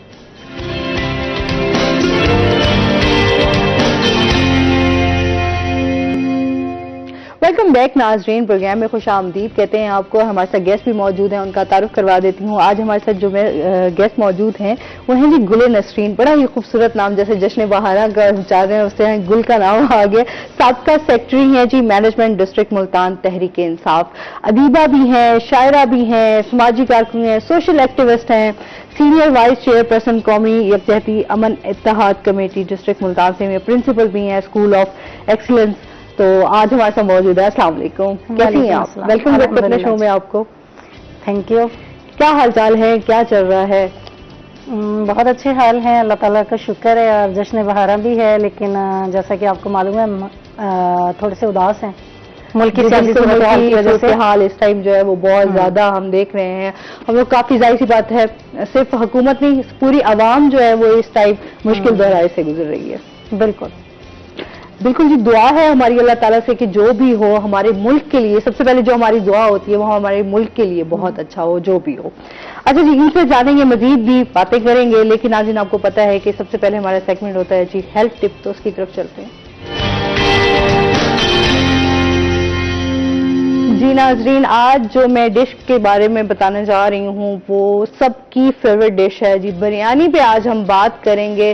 تو بریانی کا نام سنتے ہی سب کو جو ہے نا وہ کہتے ہیں نا ایسے منہ میں پانی آنا شروع ہو جاتا ہے، کیونکہ بریانی سب کی فیوریٹ ہوتی ہے. کوئی یہ بندہ نہیں کہہ سکتا کہ بریانی اس کی جو ہے وہ فیوریٹ نہیں ہو سکتی. کھانے کے ساتھ ساتھ ہم ہمیشہ جب بھی کہیں باہر بھی جائیں، آؤٹنگ پہ بھی جائیں، تو ہمارا سب سے پہلے جو آرڈر ہوتا ہے وہ ساتھ بریانی کا لازمی ہوتا ہے کہ ہم اگر دیسی کھانا کھانے جا رہے ہیں تو بریانی لازمی کھانی ہے. اچھا، بریانی کے بارے میں یہ کہ پورے ساؤتھ ایشیا میں دیکھا جائے تو بریانی ایک مشہور ڈش ہے، ٹھیک ہے، اور یہ انڈین مسالوں سے تیار کی گئی. اور ابھی ہم دیکھتے ہیں یہ مغلوں کی بادشاہی دور میں جو ہے وہ بریانی کو اس ٹائم یہ ڈش ایجاد ہوئی. اور آج ہم دیکھتے ہیں ہر بندہ جو ہے وہ چاولوں کو تو بڑا پسند کرتا ہے. آپ اس کو مختلف طریقوں سے جو ہے بریانی بنائی جاتی ہے. سندھی بریانی ہے جی، اور اس کے ڈفرینٹ اس کے نام، اس کی کئی اقسام میں اس کو بنائی جاتی ہے. اگر ہم اس میں بات کریں انگریڈینٹس کی تو اس میں مٹن ہو گیا، بیف ہو گیا، چکن ہو گیا. اچھا، ویجیٹیبلز اس میں جو ہیں وہ ایڈ کی جاتی ہیں. آلو والی بریانی جو ہے وہ بڑی مشہور ہوتی ہے.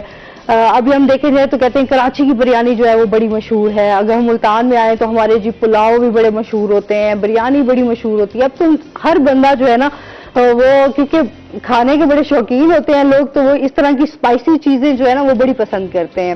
تو میم آپ کو کتنی ویسے پسند ہے بریانی کی اگر ہم بات کریں تو؟ بس ابھی آپ نے صبح صبح نام لے لیا، ناشتہ بھی نہیں کیا ہوا، بھوک لگ گئی بریانی کا نام سن کے. بریانی کا نام ویسے ہی ہم لوگ بریانی تو سبھی کو پسند ہوتی ہے نا. آپ بھی بریانی بناتی ہیں ویسے؟ جی میں بالکل بناتی ہوں، اور بہت اچھی بناتی ہوں. بہت اچھی بناتی ہے، اور مجھے 4 سے 5 قسم کی بریانی آتی ہیں. اچھا، کون کون سی ہے؟ یہ بامبے کی بریانی ہے، اور لاہوری بریانی ہے، سندھی بریانی ہے جی، اور جو افغانی جو ہے وہ ہوتا ہے پلاؤ کی قسمیں ہوتی ہیں. لیکن افغانی اب جیسے آج کل میں بریانی بھی آئی ہوئی ہے، تو یہ کافی ساری قسم کی میں بناتی ہوں اور خود بھی کھاتی ہوں. اکثر یہ ہوتا ہے کہ بندہ خود بناتا ہے تو نہیں کھاتا. اچھا، یہ ہوتا ہے سمجھے آپ کوکنگ کر رہے ہوں تو آپ جو ہے وہ کوکنگ کرتے کرتے آپ کی آدھی بھوک جو ہے وہ ختم ہو جاتی ہے، ایسا ہے؟ بریانی میں نہیں ہوتا، میرا خیال ہے نا. اور اس میں دل خراب ہو جاتا ہے کہ جلدی جلدی ایسے دم سے اٹھائیں اور کھا لیں. اچھا جی، اس میں ہم دیکھتے ہیں ویجیٹیبلز کی، جس طرح ہم بات کریں کہ میڈم نے بھی بتایا کہ کافی اقسام ہوتی ہیں، یہ بریانی ڈفرینٹ ٹائپس کی بن رہی ہوتی ہے. ہمارے گھروں میں ہم دیکھیں نارمل جو ہے وہ چکن بریانی بہت لوگ جو ہے وہ شوق سے کھاتے ہیں. میں خود بھی چکن بریانی شوق سے کھاتی ہوں. کچھ لوگ جو ہے وہ ویجیٹیبلز میں جو ہے وہ سبزیوں والی بریانی کھاتے ہیں. آلو والی بریانی جو ہے وہ بڑی مشہور ہوتی ہے، آلو والی بریانی بھی بڑی مزیدار ہوتی ہے. اچھا، اس میں اگر ہم بات کریں کہ کہاں کہاں جو ہے وہ زیادہ شوق سے کھائی جاتی ہے، تو انڈیا، پاکستان، ایران، افغانستان، ترکی میں جو ہے وہ بہت زیادہ لوگ جو ہیں وہ اس کو شوق سے کھاتے ہیں. اگر ہم اس کی ہیلدی بات کریں کہ کتنی آپ کی صحت کے لیے ہیلدی ہے، تو یہ اس پہ بات کریں گے. آپ چکن میں بنیں گے تو اس پہ کیلوریز کم ہوتی ہیں. ویسے بھی آپ جب چاول بوائل کر رہے ہوتے ہیں تو اس کی آدھا تو وہ ہو جاتا ہے، اس میں آپ کی کیلوریز ختم ہو جاتی ہیں. تو بوائلڈ رائس بھی آپ کی صحت کے لیے بڑے ہیلدی ہوتے ہیں، بڑے اچھے ہوتے ہیں. تو آپ بریانی جب کھاتے ہیں تو اس کا اتنا یہ نہیں ہوتا. جن کو مسئلہ ہوتا ہے کہ موٹاپے کا شکار ہوتے ہیں، موسٹلی ان کو کہا جاتا ہے کہ آپ چاول نہ کھائیں، یہ چاول سے آپ کا جو ہے وہ وزن زیادہ بڑھتا ہے. لیکن اگر آپ اس کو بوائل کر لیتے ہیں تو کافی حد تک وہ لائٹ ہو جاتے ہیں، تو آپ اس کو کھا سکتے ہیں. اچھا، جس طرح ہم بات کر رہے تھے کہ چکن کی ہوگی، بیف تھوڑی سی ہیوی ہو جاتی ہے. اگر ہم مٹن میں بنائیں تو بھی ویجیٹیبلز والی جو بریانی ہوتی ہے وہ تھوڑی ہیلدی ہوتی ہے. اس میں آپ کو پتا ہے ویجیٹیبلز کی سارے وائٹامنز ہوتے ہیں، منرلز ہوتے ہیں، تو وہ آپ کی صحت کے لیے جو ہے وہ بڑا اچھا ہے. آپ کھا سکتے ہیں بہت زیادہ. جس طرح ابھی بھوک لگی ہوئی ہوتی ہے تو آپ تھوڑے سے بھی رائس کھائیں تو آپ کا پیٹ جو ہے وہ فل بھر جاتا ہے. تو آپ اپنی فٹنس کے لیے بھی رائس کا جو ہے وہ استعمال کر سکتے ہیں. ساتھ ہی ہم یہ بات کریں گے کہ بہت ساری چیزیں، ہر چیز کی زیادتی جو ہے نا وہ صحت کے لیے نقصان دہ ہوتی ہے. اگر ہم بہت زیادہ، میں نے اس طرح دیکھا ہے کافی لوگ جو ہیں وہ صبح ناشتے میں، دوپہر میں، شام کے کھانے میں بھی جو ہے وہ بریانی کھا رہے ہوتے ہیں، چاول کھا رہے ہوتے ہیں. تو وہ آپ کی صحت کے لیے اچھے نہیں ہیں. کیوں؟ اس سے کون کون سی بیماریاں ہو سکتی ہیں، اس کے نقصانات بھی ہوتے ہیں. اگر کوئی چیز آپ کو فائدہ دے رہی ہے تو ساتھ اس کے کچھ نقصانات بھی ہوتے ہیں. ہر چیز کی زیادتی آپ کے لیے جو ہے وہ اچھی نہیں ہوتی. تو آپ نے کیا کرنا ہے، جو اس سے کیا کیا مسائل ہوتے ہیں. اگر جن کو کانسٹیپیشن کا مسئلہ ہو جاتا ہے، اگر وہ بہت زیادہ چاولوں کا استعمال کریں، اور گردوں کا ہم دیکھتے ہیں گردوں میں کافی مسئلے ہو جاتے ہیں، پتھری ہونے لگ جاتی ہے. تو اس چیز کا آپ نے بڑا خیال رکھنا ہے کہ جو چاول ہیں وہ آپ کے لیے ایک اچھی غذا تو ہے، آپ کے امیون سسٹم کے لیے بھی بڑا اچھا ہے چاول، لیکن آپ نے اس کی زیادتی بالکل نہیں کرنی. یہ ہو گئی ہیلتھ ٹپ. آج ہم نے بریانی پہ بات کی. بچے، بڑے، بوڑھے، جوان سب بڑے شوق سے کھاتے ہیں. کھائیں لیکن اچھا کھائیں اور متوازن کھائیں. جی واپس آتے ہیں. ہم سب سے پہلے تو آپ کی رسپانسبلٹیز کے حوالے سے جاننا چاہیں گے. ڈپارٹمنٹ بھی بتا دینا. رسپانسبلٹیز تو سب سے زیادہ عورت کی گھر سے شروع ہوتی ہے، اس حوالے سے بھی جاننا چاہیں گے. بالکل اس پہ بات کریں گے. خواتین کی جو رسپانسبلٹیز ہوتی ہے وہ گھر سے سٹارٹ ہوتی ہے. سب سے پہلے میں سمجھتی ہوں کہ جو بھی ورکنگ لیڈیز ہوتی ہیں ان کو سب سے پہلے اپنا گھر دیکھنا چاہیے. جیسے کہ میں دیکھتی ہوں، میں سب سے زیادہ جو پریفرنس دیتی ہوں وہ اپنے بچوں کو، اپنے گھر کو دیتی ہوں. اور جتنے بھی نوکر ہوں کھانا میں خود بناتی ہوں. آپ نے ویسے ہی بریانی کی باتیں چھیڑ دی ہیں تو اب دل کر رہا ہے بار بار ہمیں بریانی کی بات کریں. لیکن اس کے ساتھ میں یہ ہے کہ میں شروع سے ایجوکیشن میں رہی ہوں، اور ایک میں نے یہاں پہ نہیں بتایا تھا، ایک میرا ووکیشنل ادارہ بھی ہے گزشتہ 15 ایئر سے. جی اس میں غریب بے سہارا بچیوں کے لیے جو سکلز ہوتی ہیں، ڈفرینٹ سکلز، وہ فری آف کاسٹ جو ہے وہ میں خود اس کی کلاسز دیتی ہوں بچیوں کے لیے. جیسے کوکنگ کلاسز ہو گئیں، اور اسپوکن انگلش کی بھی کلاسز. جیسے بچیاں ڈیزرونگ ہوتی ہیں وہ نہیں فی پے کر سکتی، اور جو ہاتھ کے جو ہنر ہوتے ہیں جی اس کے اندر سلائی کڑھائی، بیوٹیشنز، تو یہ بھی میرا ایک ادارہ ہے. اس میں بزی رہتی ہوں. سارے کام تو آپ اکٹھے کر رہی ہیں. اور اس کے ساتھ پھر یہ پالیٹکس بھی ہے، اور لٹریچر سے میں وابستہ ہوں، ادب سے. جی تو اس حوالے سے جو میری جو بھی ذمہ داریاں ہیں، وہ لوگ بھی مجھ سے پوچھتے ہیں کہ آپ اتنے سارے کام کیسے کرتی ہیں. تو یہ ہے کہ جو ذمہ داری عائد ہوتی ہے اس کو میں پورا کرتی ہوں، چاہے مجھے کسی کی ہیلپ لینی پڑے. جیسے اسکول ہے تو اسکول میں ظاہر اسٹاف ہے. اسی طرح سے اگر میں پالیٹکس میں ہوں تو ظاہر بات ہے میری پوری ٹیم ہے. تو ٹیم ورک کے ساتھ کام کرنا بڑا آسان ہوتا ہے، اور باقی لوگوں کی ہیلپ سے، کچھ گھر کے اندر دوسرے ممبران بھی ہیلپ کرتے ہیں تو چیزیں ہو جاتی ہیں. اللہ کا شکر ہے، کوشش کرتی ہوں کہ اپنی میری جو بھی ذمہ داریاں ہیں میں اس کو پورا کروں. نہیں، اچھی بات ہے. اچھا، اس کے ساتھ جس طرح موجودہ سیاسی صورتحال ہے اس ٹائم، ہم اس پر پہلے بات کر رہے تھے، آپ کیا کہنا چاہیں گے اس بارے میں؟ اس وقت میرا خیال ہے جتنی ملتان کی سیاسی فضا گرم ہے اور جتنی کشیدگی ہے، جیسے لمحہ لمحہ جو ہے صورتحال بدل رہی ہے، میں نہیں سمجھتی کہ اس سے پہلے پاکستان کی تاریخ میں اتنا زیادہ جو ہے سیاسی ماحول جو ہے اتنا ہاٹ ہوا ہو. اس وقت جو صورتحال ہے سیاست کی، اس کے اندر آپ کو معلوم ہے کہ ہمارے پرائم منسٹر جو عمران خان صاحب ہیں، تحریک پاکستان سے ان کا تعلق ہے، اس کے چیئرمین بھی ہیں اور ہمارے وزیر اعظم بھی ہیں.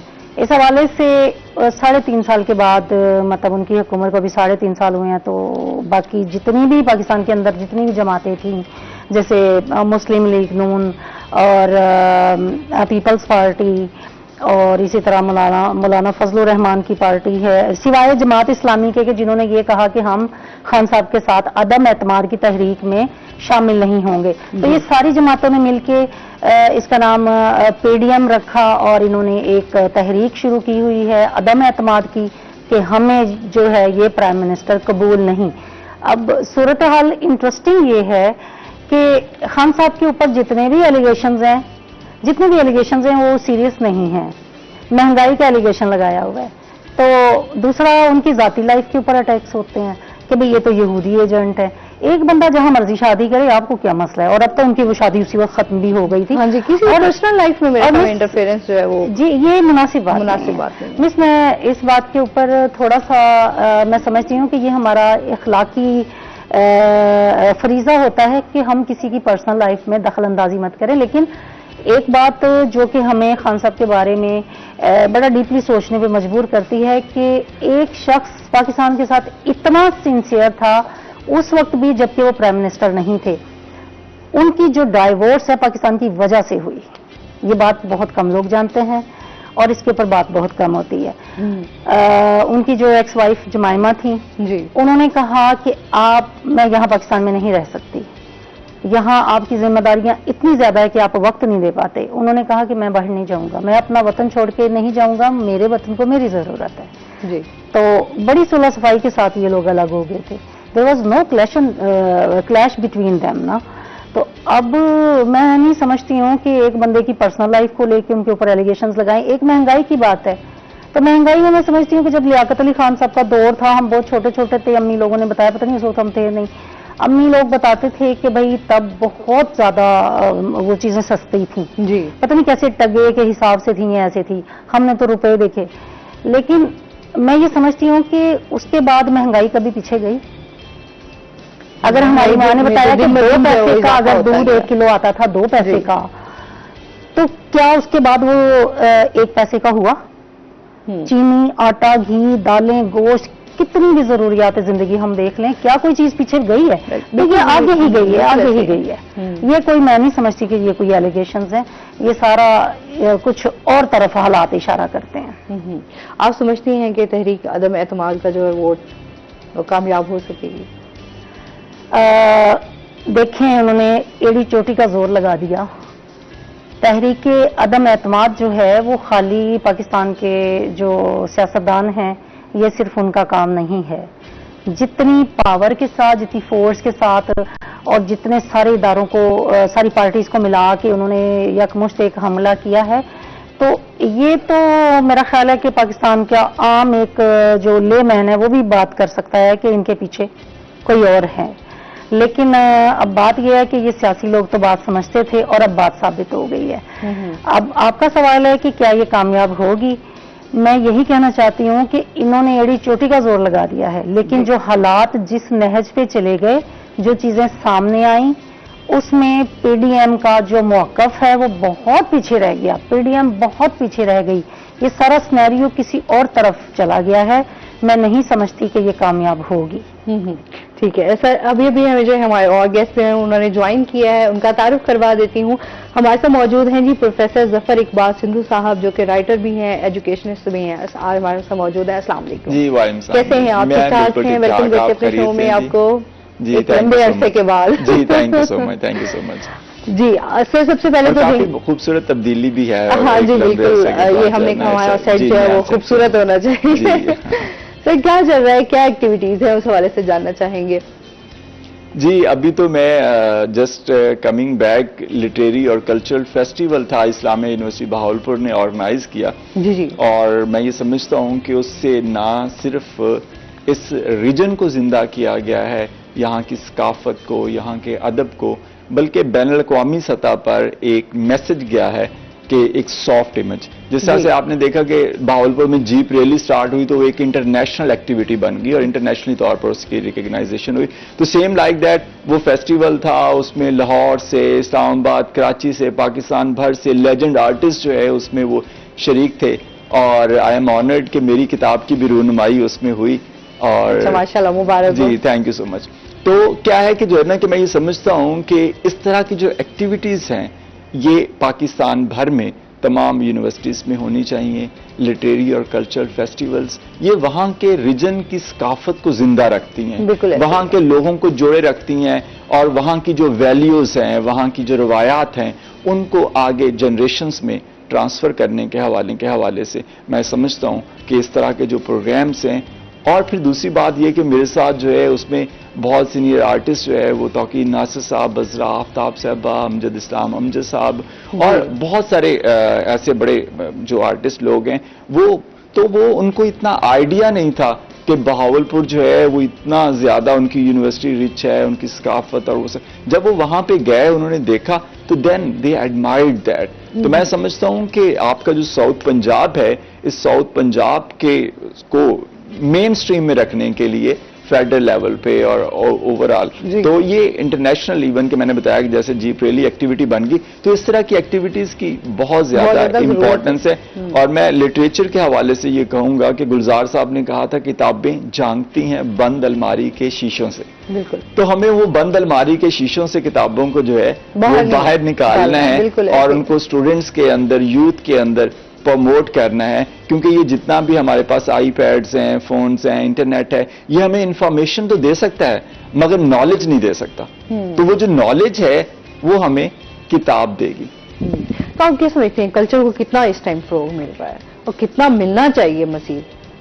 میں یہ سمجھتا ہوں کہ آپ نے بھی خود بھی دیکھا ہوگا کہ ہمارے ہاں پاکستان ٹیلی ویژن کے اوپر چاروں صوبوں کی ایک نمائندگی ہوتی تھی، اور اس میں بلوچستان، پشاور اور تمام جتنے بھی ہمارا پنجاب اور سب کی ثقافت کو اس پہ بہت خوبصورتی سے جو ہے وہ اجاگر کیا جاتا تھا، اور سب کے لیے ٹائم سلاٹس ہوتے تھے کہ اس طرح سے وہاں کی ثقافت کو اجاگر کرنا ہے، زندہ کرنا ہے.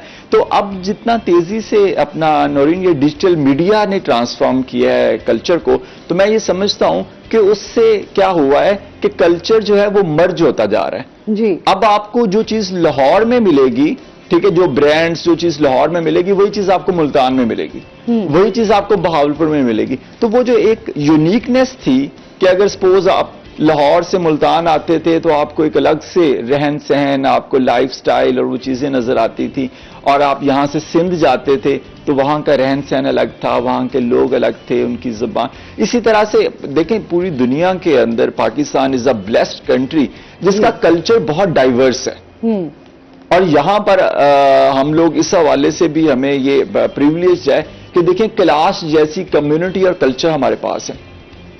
اور I visited Kalash last year, تو وہاں کے جو کلاشا کمیونٹی ہے انہوں نے مجھے ہوسٹ کیا، تو میں نے دیکھا وہاں پر کہ جو لوگ ہیں وہ اپنی ثقافت کے ساتھ بہت جڑے ہوئے ہیں، اور ان کی ثقافت بڑے ایونٹس ہو رہے ہوتے ہیں، فیسٹیولز بڑے اچھے سے سیلیبریٹ کرتے ہیں، اور ایون کہ وہ اپنی ڈیتھ اینیورسری کو بھی سیلیبریٹ کرتے ہیں. اس پہ بھی بہت سارے بکرے ذبح کیے جاتے ہیں، کھانے تیار ہوتے ہیں، اور وہ اس کو بھی سیلیبریٹ جو ہے وہ کرتے ہیں. تو کیا ہے کہ ان کی ثقافت نے ان کو دنیا کے اندر یونیک بنایا ہوا ہے. بالکل.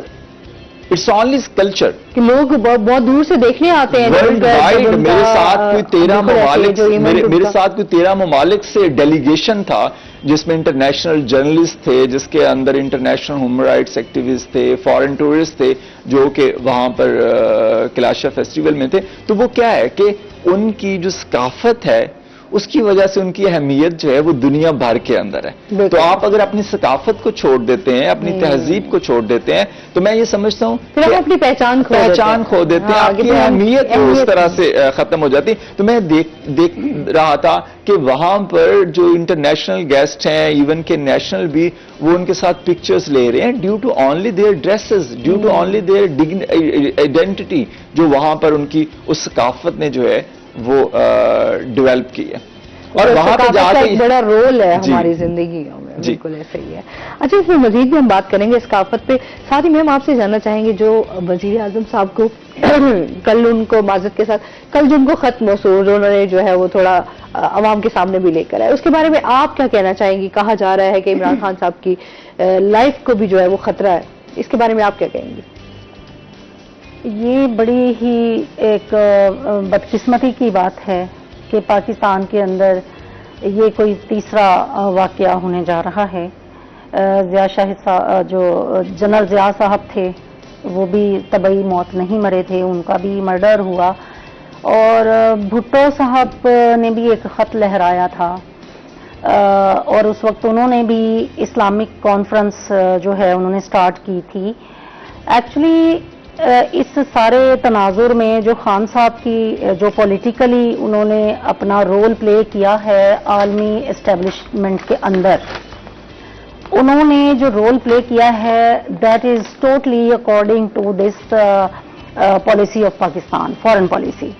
تو فارن پالیسی ہماری یہی ہے کہ ہم سب سے پہلے اپنے پاکستان کا تحفظ کریں گے اور کسی کو ہم اجازت نہیں دیں گے کہ وہ ہمارے انر میٹرز کے اندر پاکستان کے اندرونی معاملات کے اندر مداخلت کرے. اب ہم خط کی بات کرتے ہیں تو خط جو ہے وہ ایک کھلا جو اس کا اب تو سب کو پتہ چل گیا ہے. خان صاحب کو گو کہ بڑے کل سخت آرڈرز بھی آ گئے سپریم کورٹ کی طرف سے کہ اس کو آپ نے عام نہیں کرنا، لیکن خان صاحب نے اتنی ذہانت کے ساتھ اس کو لوگوں تک پہنچایا ہے کہ وہ اس ایلیگیشن سے بھی بچ گئے کہ انہوں نے خط کو عام کیا ہے. انہوں نے خاص صحافیوں کو بھی دکھا دیا اور اپنی کابینہ کو بھی دکھا دیا، اور اس سے پہلے وہ شیئر کر چکے ہیں سلامتی کونسل کے اداروں کے ساتھ. اور آج سلامتی کونسل کے انہوں نے اس کا اجلاس بھی بلا لیا، اس میں بھی بتا دیں گے. میں کہنا یہ چاہتی ہوں کہ یہ جو خط ہے اس کا جو متن ہے وہ لوگوں کو معلوم ہو گیا ہے. ابھی تو اتنی اس کے اندر چیزیں ہیں، اتنی چیزیں ہیں کہ اگر بقول خان صاحب کے اگر وہ ساری ہی چیزیں بتا دیں تو اس کا جو فائدہ ہے وہ خان صاحب کو پہنچے گا بہت زیادہ، لیکن اس کا نقصان ہوگا پاکستان کو. جی گو کہ پی ڈی ایم کے سارے مہرے پٹ جائیں گے، یہ بالکل ختم ہو جائے گی ہمیشہ کے لیے. لیکن خان صاحب سب سے پہلے یہ چیز دیکھتے ہیں. دیکھیں آپ نے یہ دیکھا ہے کہ جب انہوں نے جس وجہ سے یہ خط آیا ہے اس کے پیچھے ایک ایسی سٹوری ہے جو میں نے سب سے پہلے پاکستان کی خارجہ پالیسی کی بات کی ہے. تو اس کے اندر یہ ہے خان صاحب نے جب امریکہ نے پاکستان کے اندر اپنے پاکستان کی نقل و حرکت کے اوپر نظر رکھنے کے لیے ہوائی اڈے مانگے، یہ معاملہ جڑا ہوا ہے افغانستان سے. جب یہ وہاں سے نکلے ہیں تو اس کے بعد امریکہ نے کہا کہ ہمیں ہوائی اڈے چاہیے پاکستان کے اندر، تو ساری دنیا نے دیکھا کہ انہوں نے ایبسلوٹلی ناٹ کہا، بڑی بے باکی کے ساتھ اور بڑی بولڈنس کے ساتھ. اس کے ساتھ ہی انہوں نے روس کا دورہ کیا. جی روس کے دورے میں اب بدقسمتی کی بات یہ ہے کہ اس کے فوراً بعد جو ہے یوکرین میں جنگ لگ گئی. جی اب یہ جو خط آیا ہے اس کے علاوہ 2-3 اور میٹرز ہیں. سب سے امپورٹنٹ بات کا میں ذکر کرنا چاہوں گی، خط کی وجوہات بتا رہی ہوں. خط کیا ہے، کیوں آیا ہے اور اس کا مقصد کیا ہے. خان صاحب کو سزا دی جا رہی ہے، کچھ انہوں نے کیا، روس کا دورہ کیا اور امریکہ کو ریفیوز کیا. اس کے علاوہ اسرائیل کو بھی نہیں مانا، یہ بھی ریفیوز کیا. لیکن سب سے امپورٹنٹ بات اس وقت جو انٹرنیشنلی ہم سیاست کو دیکھتے ہیں تو پوری ورلڈ کے اندر جو دنیا ہے وہ 2 دھڑوں میں تقسیم ہو چکی ہے. ایک اسلامک بلاک بن گیا ہے. بالکل، اس پہ مزید ہم بات کریں گے. ناظرین ابھی ہمیں یہاں پہ لینی ہے بریک، ہمارے ساتھ رہیے گا.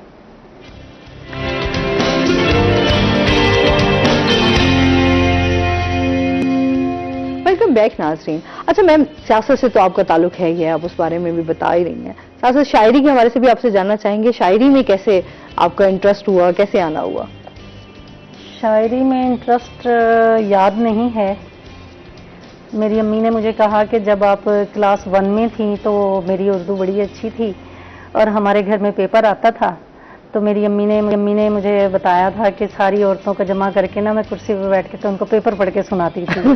تو وہ وہیں سے اتنا شوق ہوا لکھنے کا، پڑھنے کا. مضامین میں نے بچپن سے لکھنے شروع کر دیے. میرا خیال ہے کہ کوئی 6ٹھی 7ویں کی بات تھی. جب میں نے دیوان غالب بھی پڑھ لیا، نسخہ ہائے وفا بھی پڑھ لیا، اور پڑھنا لکھنا بہت تھا، اور تبھی سے چھوٹا موٹا لکھنا بھی شروع کر دیا. میری پہلی کتاب فرسٹ ایئر میں آ گئی تھی. اچھا، تو آپ یہ دیکھ لیں کہ میں نے کب سے لکھنا شروع کیا. جیسے ابھی ہم سر سے بھی بات کر رہے تھے کہ کلچر اور جو ادب ہے وہ ہماری ذات کے ساتھ جو ہے وہ جڑا ہوا ہے، لیکن آج ہم دیکھتے ہیں کہ ادب سے بھی ہم جو ہے وہ دور ہوتے ہیں، کیونکہ آپ کے اسکول بھی چلا رہی ہیں. اس حوالے سے بھی کہوں گی کہ بچوں میں ہم دیکھ رہے ہیں جس طرح ادب کے حوالے سے ایونٹس ہوتے تھے، آج اس طریقے سے ایونٹس نہیں ہوتے، لوگوں کی جو ہے وہ ادب سے دوری ہوتی جا رہی ہے. آپ کیا کہنا چاہیں گے اس بارے میں؟ سب سے پہلے تو اس کی وجہ یہی ہے کہ سب کچھ یہ ڈیجیٹل ہو گیا ہے. موبائل فون نے اور انٹرنیٹ نے جو ہے وہ بہت زیادہ دوری پیدا کر دی ہے. لیکن آپ کی بات بالکل سچ ہے کہ یہ چیزیں ہم نے چند اشروں سے بہت کم ہم نے شروع کر دی ہیں. زندگی بڑی تیز ہو گئی ہے، تو یہ چیزیں ٹائم ٹیکنگ ہیں. لیکن بڑا اچھا لگتا تھا جب ہم بھی چھوٹے ہوتے تھے ہمارے سکولز میں. ایون کہ میرا بھی سکول ہے، لیکن میں تو خیر ابھی تک بھی کرتی ہوں کہ بچوں کے لیے جو ہے وہ بزم ادب کا ایک آدھے گھنٹے کا جو ہے ڈیلی میں اگر آپ رکھ لیں، چلیں ہفتہ وار ہی رکھ لیں، بچوں کی تھوڑی گرومنگ ہوتی ہے. اور کلچر جو ہے یہ ایک بہت ہی واسٹ میں سمجھتی ہوں کہ یہ ایک چھوٹی چیز نہیں ہے. اس کے اندر تہذیب و تمدن، ہماری ثقافت، ہمارا رہن سہن، رسم و رواج، ساری چیزیں اسی کے اندر میں آتی ہیں. بالکل ایسے ہی ہے. ٹھیک ہے. اس وجہ سے جب اس کا گہرا شعور بچوں کے اندر نہیں ہوگا، ان کے اندر ان کو پتہ نہیں چلے گا کہ ثقافت کیا ہوتی ہے، تہذیب کیا ہوتی ہے. خالص ہم لٹریچر کی بات کرتے ہیں تو بچوں کے اندر جو ہے اب وہ دیکھنے پہ زیادہ ان کا ہے کہ ہم گیمز کھیل لیں یا ہم دیکھ لیں، کچھ کارٹونز دیکھ لیں، یہ چیزیں دیکھ لیں. بڑے ہوتے ہیں تو موویز کی طرف بھی لگ جاتے ہیں. لیکن یہاں جو چیز تھی نا کہ خود سے کریٹ کرنا، وہ کریٹیوٹی جو ہے وہ بچوں کے اندر عنصر بہت کم ہو گیا اس وجہ سے. سر آپ کیا کہنا چاہیں گے اس بارے میں کہ ادب سے جو دوری ہے اس ٹائم، اس کی کیا وجوہات ہیں؟ جی میں یہ کہوں گا اپنا نورین کہ ہم یہ دیکھ رہے ہیں کہ پچھلے چند سالوں سے اور پچھلے چند ایک دو عشروں سے ہمارے ہاں ادب کیا وہ بڑے لوگ رہے ہی نہیں. جس طرح سے ہم پہلے اشفاق احمد صاحب تھے، بانو قدسیہ تھی، احمد ندیم قاسمی، بڑا کچھ سیکھنے کو ملتا اور تھا، بہت کچھ ہمیں سیکھنے کو ملتا تھا. اور اس میں جو رول تھا میڈیا کا بڑا امپورٹنٹ تھا. ہم جب پاکستان ٹیلی ویژن کو دیکھتے ہیں تو ان کے جو ڈراماز تھے اور ایون کہ ان کی انٹرٹینمنٹ کا بھی معیار بہت اچھا تھا. آج جو ہم دیکھتے ہیں کہ ادب سے ہماری بہت دوری ہے، تو اس کی سب سے بنیادی وجہ یہی ہے کہ ہم ان کتابوں سے ان لوگوں کے ساتھ جڑے ہوئے نہیں ہیں. آج جو ہمارا جو مین سٹریم اور پرائم ٹائم کے اندر جو پروگرامز چل رہے ہیں، تو جو چیز آج ہم بوئیں گے اپنی جنریشن کے اندر وہی ہم کاٹیں گے. وہی رویے جو ہے ہمیں دیکھنے کو ملیں گے جو رویہ وہ اپنے ٹیلی ویژن سکرین پہ دیکھتے ہیں. تو ان کے لیے پہلے رول ماڈل ڈفرنٹ تھے، تو آج ان کے لیے جو ہے وہ رول ماڈل ڈفرنٹ ہیں. آج ان کو وہ اس طرح کی لینگویج سننے کو نہیں ملتی. ان کو جو ہے وہ جب بھی میں کبھی میری ضیاء محی الدین صاحب سے گفتگو ہوتی ہے، ان سے اور ملاقات ہوتی ہے، تو وہ سب سے پہلا جو الفاظ یوز کرتے ہیں جی فرمائیے. اب ہمیں یہ بہت بڑی فین ہوں، میں ہمیشہ سر کو کہتی تھی یہ میں ضیاء صاحب کی بہت بڑی فین ہوں، اور یہ میرے لیے بہت بڑا اعزاز ہے کہ وہ مجھ سے بے پناہ محبت کرتے ہیں. ابھی بھی جب وہ فیض فیسٹیول میں لاہور آئے تو مجھے اسپیشلی انہوں نے کنٹونمنٹ میں جہاں پہ ان کی رہائش تھی وہ اپنے پاس بلا لیا اور 1-1.5 گھنٹہ جو ہے وہ ہماری ملاقات ہوئی، بہت ساری گپ شپ ہوئی. اور ایک بہت بڑی جو انسپائریشن تھی جو انہوں نے اپنی گفتگو میں بات کی، کہتے ہیں ایج از اونلی نمبرز. کہ میں نے 94 سال کی عمر میں بھی وہ فیض فیسٹیول میں 2 گھنٹے کا پروگرام جو ہے وہ پرفارم کر کے جا رہے ہیں ہزاروں لوگوں میں. تو یہ ایک چھوٹی سی بات نہیں ہے کہ آخری مومنٹ تک بھی جو ہے وہ اس ملک کی خدمت کر رہے ہیں، پرفارم کر رہے ہیں، ادب کی خدمت کر رہے ہیں. تو میں یہ سمجھتا ہوں کہ جو ہے کہ ہمیں ادب کے ذریعے، ہم اپنی ثقافت کے ذریعے پاکستان کو دنیا بھر میں اجاگر کر سکتے ہیں. ہم پاکستان کا امیج بلڈ کر سکتے ہیں. اور اتنی ڈائیورسٹی ہے. ابھی یہ جو جنہوں نے سب سے ٹاپ جو ہے وہ چوٹی سر کی سمینہ بیگ صاحبہ، تو وہ بہاولپور جو ہے انہوں نے جانا تھا. میں نے کہا جب آپ نے جانا ہے تو اس فیسٹیول میں آپ ضرور آئیں. And she visited that festival. تو کیا ہے کہ اس سے نہ صرف اس ریجن میں دیکھیں وہاں تک آواز جو ہے وہ اس کی گئی کہ یہ جو ساؤتھ پنجاب ہے اس کی جو ثقافت ہے وہ کتنی رچ ہے، یہاں کے لوگ جو ہے وہ کتنا جو ہے وہ سویٹ ہے. ابھی مجھے کل توقیر ناصر صاحب بتا رہے تھے کہ انہوں نے چولستان میں 1987 میں ایک ڈرامہ کیا جس کا نام تھا دریا. جی. اب وہ बाकायदा तौर पे उस ड्रामा के अंदर जो उनका कैरेक्टर था, उस कैरेक्टर के अंदर सख्ती भी थी, गुस्सा भी था, नरमी भी थी और मोहब्बत भी थी। और फिर उन्होंने उसको एक्सप्लेन किया कि जैसे सुबह का टाइम होता है तो वहां की रेत ठंडी होती है, फिर दोपहर में उसमें तपश आ जाती है, तो उसमें सख्ती आ जाती है। तो ये सारे के सारे जो एलिमेंट्स हैं ये उस प्ले के अंदर मौजूद थे। तो मैं ये समझता हूं कि वही हमें जो यहाँ के लोगों के अंदर भी नजर आता है कि समहाउ उनके अंदर थोड़ी सख्ती भी होती है, समहाउ उनके अंदर बहुत स्वीटनेस भी होती है। तो ये जो रवैये हैं और यहाँ के जो रंग हैं बेसिकली तौर पर, ये बहुत यूनिक हैं और इनको जिंदा रखने की जरूरत है। और मैं ये रूही टीवी से कहूंगा, क्योंकि आप लोगों का तो चैनल है ही इसी पर्पस के लिए कि यहाँ की सकाफत को, यहाँ के जो, क्योंकि स्पेसिफिकली इस डोमेन में उस तरह से चैनल था नहीं और बहुत पहले चाहिए था पाकिस्तान टेलीविजन को कि यहाँ पर सेंटर बनाते। 80s 90 में जब पाकिस्तान टेलीविजन पीक पे था तो उन्होंने बहुत लेट यहाँ पर सेंटर बनाया और अब वो उस तरह से फंक्शनल भी नहीं है। तो मैं ये समझता हूँ कि ये जो रूही टीवी है, यहाँ के साउथ पंजाब की आवाज है, यहाँ के जितने भी खूबसूरत रंग हैं उसकी जो है वो झलक है। तो इसको मैं समझता हूँ कि आप लोगों पे सबसे बड़ी जिम्मेदारी आयद होती है कि आप लोग अपने प्रोग्राम्स के अंदर, अपने मॉर्निंग शो में और इसमें इस तरह से कि यहाँ की सकाफत को ज्यादा से ज्यादा उजागर करें। बिल्कुल, ये हमारी हमेशा से कोशिश होती है कि हम लोग लाजमी इन पहलुओं पे जो है वो लेकर आए लोगों को, और लोगों को देखें कि हम जैसे अदब, और अभी भी जैसे महफिलें सजती थी अदब की, वो रौनकें जो होती थी वो अब काफी कम हो गई हैं। अभी मैं आ रहा था तो मुझे अमजद इस्लाम अमजद साहब की कॉल आई, तो वो स्पेशली लाहौर से जो है वो मुल्तान आए, अब वो बहावलपुर जा रहे हैं। तो मैं ये समझता हूँ कि ये लोग हैं जिन्होंने अदब के लिए अपनी पूरी जिंदगी वक्फ की और काम किया, और अभी तक कर रहे हैं, अभी तक कुछ पर काम कर रहे हैं। और असगर नदीम सैयद साहब मेरे बहुत ही करीबी और अच्छे दोस्त हैं।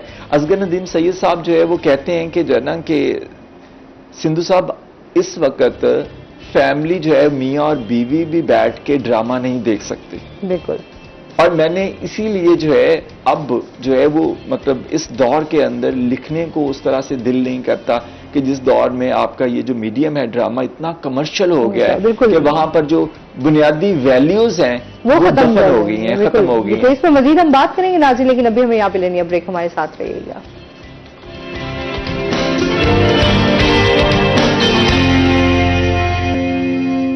वेलकम बैक नाज़रीन, आपको खुश आमदीद कहते हैं। अच्छा मैम, आपकी सोशल एक्टिविटीज के हवाले से भी जानना चाहेंगे। मेरा जो शुरू से ट्रेंड है वो समाजियात की तरफ बहुत था। मैंने लिखा भी ज्यादा इसी के ऊपर है। ठीक है। शायरी में भी मैंने सोशल वैल्यूज को ज्यादा मैंने उजागर किया, क्योंकि ये वही वाली चीजें हैं कि जो हमारी आने वाली नस्ल के लिए बहुत ज्यादा जरूरी हैं। और अभी बात चल रही थी कि हम जिस तरह का रोल मॉडल पेश करेंगे, हमारी आने वाली जो जनरेशन है वो उसी को अडॉप्ट करेगी और हमें वही चीज मिलेगी जो कि हमने जो बोया है, हम वही वाली फसल जो है वही काटेंगे। इसमें मैं समझती हूँ कि ख़वातीन को क्या मतलब पूरे हमारी सोसाइटी के हर फर्द की ये जिम्मेदारी है कि वो समाजियात को खास तौर पे लेके चले। देखें, समाजियात कहाँ से शुरू होती है? हमारे रवैयों के अंदर से शुरू होती है। हम जब बोलते हैं, अभी इतनी खूबसूरत बात अभी चल रही थी, असगर नदीम सैयद साहब की मेरा ख्याल आपने बात की, इसी तरह मुझे एतबार साजिद साहब याद आ गए। तो बड़े हमारे सीनियर तरीन शायर हैं, उस्ताद शायर हैं, और वो भी इसी तरह से जब बोलते हैं, इतना धीमा उनका लहजा, इतना खूबसूरत लहजा, जी उठिएगा, जी फरमाइएगा, और इतना वो धीमे से बात करते हैं। मैं समझती हूँ कि समाजियात जो होती है हम अपने घर के अंदर से शुरू करते हैं, अपने रवैयों से हम शुरू करें, रवैये हमारी इम्प्लीमेंटेशन जो है वो हमारे अमाल के अंदर नजर आनी चाहिए। अगर मैं कोई चीज करती हूँ तो मुझे जाके सास बहू की लड़ाई नहीं करवानी है, मुझे उन दोनों को जोड़ना है। अब किस तरह से जोड़ना है? मैं उनके लिए कोई अच्छा काम भी कर सकती हूँ, या उनको किसी हवाले से थोड़ा लेसन भी दे सकती हूँ, थोड़ा समझा सकती हूँ। تو یہ ضروری نہیں ہوتا. آج کل میں سمجھتی ہوں کہ خواتین نے ایک چیز کو بنا لیا. میں بھی یہ کام کرتی ہوں. ابھی کل فرائیڈے ہے نا, کل دارالمان جا رہے ہیں ہم لوگ. میں ہر سال جاتی ہوں. کبھی پچھلے سال میں وومن جیل گئی تھی, عیدی کپڑے جوتے یہ سارے لے کے. اب ہم چائلڈ پروٹیکشن سینٹر بھی کل جا رہے ہیں اور دارالمان بھی جا رہے ہیں. لیکن مجھے بڑے افسوس کے ساتھ کہنا پڑتا ہے کہ خواتین کہتی ہیں کہ آج ہم نے یہ کیا, آج ہم نے وہاں جا کے یہ کیک کاٹا. میں سمجھتی ہوں آپ اپنے رویوں کے اندر سے چیزیں شروع کریں. بالکل ایسے ٹھیک ہے نا. تو میری جو ایکٹیویٹیز ہوتی ہے, میں شروع سے بھی, ابھی میں نے آپ کو بتایا کہ میرا اسکول اور ایک میرا فری ادارہ ہے, فری ووکیشنل ادارہ ہے جو میں نے اپنی ماں کے نام پہ بنایا ہوا ہے. تو یہ ہے کہ اس کے اندر میں جب لڑکیوں کو ڈفرینٹ سکلز میں سکھاتی ہوں تو مائیں جو ہیں وہ بڑے فخر کے ساتھ اور بڑے مان کے ساتھ میرے پاس چھوڑ کے جاتی ہیں. اور مجھے بڑی خوشی اس وقت ہوتی ہے, مطلب میں کیا اور میری اوقات کیا, لیکن جہاں تک انسان کر سکتا ہے اس کو کرنا چاہیے. تو الحمدللہ اتنا ہے کہ لوگ میرے اوپر ٹرسٹ کرتے ہیں, خاص طور پر مائیں ٹرسٹ کرتی ہیں. تو وہ جب چھوڑ کے جاتی ہیں کہ اس کو کچھ آئے نہ آئے, اس کو انسان بنا دو, یہ مجھے بہت تنگ کرتی ہے. تعلیم کے ساتھ تربیت بھی, اور تربیت کے ساتھ ساتھ ہنر بھی. میں ایمفاسائز اسی لیے ان چیزوں پہ کر رہی ہوں کہ ہم لوگ جو یہ لوگوں کو نظر آتا ہے کہ ہم نے جا کے نا وہاں پہ غریبوں میں کپڑے تقسیم کر دیے, وہاں سیلاب آیا, وہاں پہ یہ ساری چیزیں اچھی ہیں, یہ نیڈز ہیں ہم لوگوں کی پوری کریں, بہت اچھی ہیں. اب ایک طرف میں جا کے غریبوں میں کپڑے تقسیم کر رہی ہوں اور گھر میں نے طوفان اٹھایا ہوا ہے. نہ میری لینگویج ہوگی, نہ میرا کوئی ایٹیٹیوڈ میرا اتنا خراب ہوگا, بلکہ میں دوسروں کے لیے باعث زحمت بن جاؤں گی. میں نہیں سمجھتی ہوں کہ میں کوئی اچھی سماجی رہنما ہوں یا میں کوئی اچھی سماجیات کے اوپر کوئی اچھے طریقے سے کام کر رہی ہوں. میں یہی سمجھتی ہوں کہ سب سے پہلے رویے, سوچ, اور جو ہم کہیں ہمیں اپنے قول و فعل میں جو ہے وہ تضاد نہیں رکھنا چاہیے. یہی ہمارے دین کا حکم بھی ہے, یہی سنت بھی ہے محمد مصطفیٰ صلی اللہ علیہ وسلم کی, اور یہی اللہ تعالیٰ کا جو ہے آرڈر بھی ہے. شاعری بھی سنیں گے جی, معذرت کے ساتھ میری تھوڑی طبیعت بڑی خراب ہے, گلا میرا جو ہے وہ بالکل ڈسٹرب ہوا. جی جی ضرور شاعری میں سناؤں گی. یہ میری کتاب ہے آنکھیں خواب لکھتی ہیں, اور یہ میری 2005 میں کتاب آ گئی تھی. اور یہ ساری کتاب ایسے ہی ہے. ایک میرا خیال ہے 7th میں نے پہلا شعر کہا تھا جہاں تک مجھے یاد ہے. تو یہ میری فرسٹ ایئر تک کی جو ہے پوئٹری اس کے اندر ہے. اس کے علاوہ میں نے نثر کے اوپر لکھا ماسی نامہ. مجھے زندگی میں ماسیوں نے بہت ستایا تو میں نے اس کے اوپر کتاب لکھ دی, طنز و مزاح. اچھا, یہ ویسے سب کا ہی مسئلہ ہے, ماسیاں بڑی مسئلہ ہے, تو جو اس کو پڑھتا ہے. آپ کی یہ جو شاعری ہے ماسی نامہ, میں چاہتی ہوں کہ چلے تھوڑی سی اسی میں ہی شاعری ہمیں سنائیں. پہلے میں آپ کو کچھ ضرور سناؤں گی. جی جی.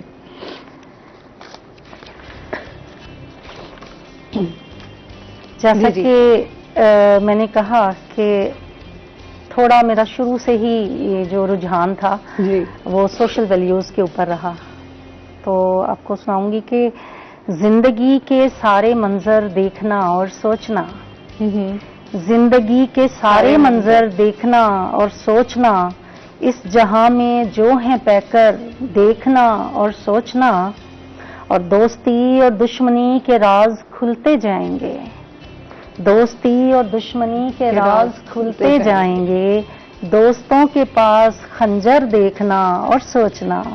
واہ کیا بات. اور شعر ہے کہ دوسروں کی ذات پر تنقید کرنا چھوڑ دو, دوسروں کی ذات پر تنقید کرنا چھوڑ دو, ہو سکے تو اپنے اندر دیکھنا اور سوچنا.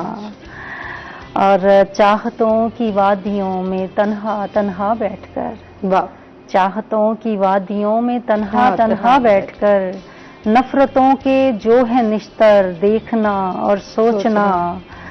اور منزلوں کے راستوں میں مشکلیں بھی ہیں ضرور, منزلوں کے راستوں میں مشکلیں بھی ہیں ضرور, راستوں کے سخت پتھر دیکھنا اور سوچنا.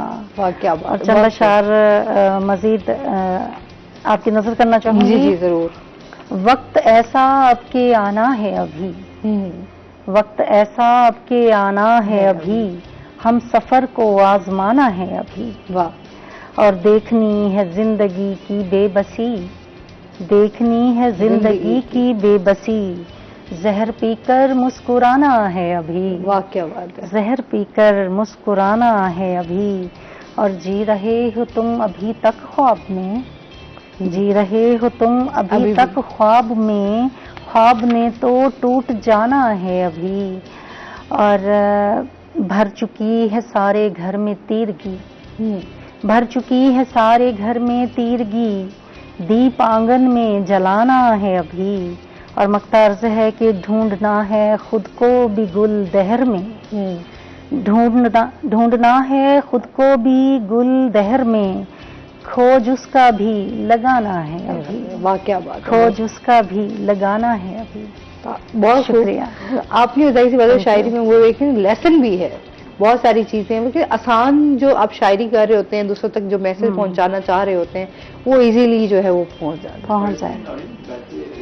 जी अंदर आपको बहुत ज्यादा अल्फाज और बहुत तवील जो बात करनी होती है वो अशार के अंदर आप मुख्तसर अंदाज के अंदर जो है, तो इसीलिए कहते हैं ना कि शायरी जो है वो जज्बात की मौसीकी है, एहसासात की हसीन मुसव्वरी है, बिल्कुल ऐसे तखय्युल का रक्स दिल फरेब है, इसका असर दिलो दिमाग दोनों पर होता है, ये हवास के तारों को छेड़ती है और रूह पर सरगोशी बनकर छा जाती है। क्या खूब है, बहुत इतना अच्छा बोलते हैं ना कि फिर आप मुझे, हाँ बिल्कुल, मैं खुद फैन हो गई। हम already thank you so much. तो आपसे मुझे आपकी शायरी के साथ कितनी दिलचस्पी है? आप तो माशाल्लाह अदब के साथ आपका जितना लगाव है और सकाफत पे आप जितनी बात करते हैं। जी शायरी के साथ जो है वो लिखने के हवाले से तो खैर बहुत ज्यादा नहीं है, मैंने ज्यादातर जो है वो नसर में लिखा है, मगर ये कि अच्छे अशार सुनना और कहना मुझे अच्छा लगता है, और क्योंकि मेरा एक बहुत ज़्यादा वर्क कश्मीर के हवाले से भी है, तो मैं जब मुख्तलिफ पाकिस्तान की यूनिवर्सिटीज़ में यूथ में जाता हूँ तो उस हवाले से जो मुझे फील आया तो वो मैंने खुद अपने अल्फाज में कि नौजवान तेरी आंखों में आज़ादी कश्मीर की चमक देखी है, नौजवान तेरी आंखों में आज़ादी कश्मीर की चमक देखी है, अमर हो जा मिटा दे जुल्मत के निशान, साहिब कमाल किस्मत तेरी है। वाह क्या बात है, बहुत खूब, बहुत अच्छे से आपने जो है वो उसको बयान किया। अच्छा आपके समझते हैं जैसे हमारा एजुकेशन सिस्टम है, इसमें किस तरह बेहतरी लाई जा सकती है और अपनी सकाफत और अदब को हम इस तरह शामिल कर सकते हैं कि ये जरूरी एक हिस्सा बन जाए? अच्छा नौरीन, सबसे ज़्यादा अहम तो मैं आप लोगों के इस प्रोग्राम और प्लेटफॉर्म से ये कहूँगा कि मुझे बहुत खुशी हुई कि जब मैंने देखा कि बहाउद्दीन ज़करिया यूनिवर्सिटी में और इस्लामिया यूनिवर्सिटी बहावलपुर में फीमेल स्टूडेंट्स की रिप्रेजेंटेशन माशाल्लाह बहुत ज़्यादा है इस अब, तो ये एक बहुत खुशगवार तब्दीली है, लोगों के जो है वो माइंड सेट तब्दील हो रहे हैं और अपॉर्चुनिटी दी जा रही है लड़कियों को, वो एजुकेशन हासिल करें, वो परफॉर्म करें। तो मैं ये समझता हूँ कि ये इस खित्ते को एम्पावर करने के हवाले से ये एक बहुत ज़बरदस्त जो है वो इनिशिएटिव है। इससे भी ज़्यादा जो एक अहम बात है वो ये कि मैंने देखा है कि यहाँ की रवायात के अंदर के बेटियों को जो है वो जायदाद जो है उस तरह से ट्रांसफर नहीं की जाती, तो अगर उनको ट्रांसफर कर भी दी जाए तो उनको जहेज तो दिया जाता है क्योंकि वो रस्म और रिवाज में है, मगर प्रॉपर्टी देने का उस तरह से कॉन्सेप्ट नहीं है, तो वो उनको प्रॉपर्टी जो है वो फिर वापस भाई अपने नाम करवा लेते हैं और उनको प्रॉपर्टी नहीं दी जाती, जमीनें उनको नहीं दी जाती। तो मैं ये समझता हूं कि अगर आपने फीमेल्स को एम्पावर करना है तो उनको उनकी प्रॉपर्टी दें, और ये देखें कुरान पाक में अल्लाह ताला ने बाकायदा तौर पे हिस्सा डिटरमिन किया है और क्लियरली कहा है कि ये हिस्सा जो है वो मेल का है, ये फीमेल का है, औलाद के।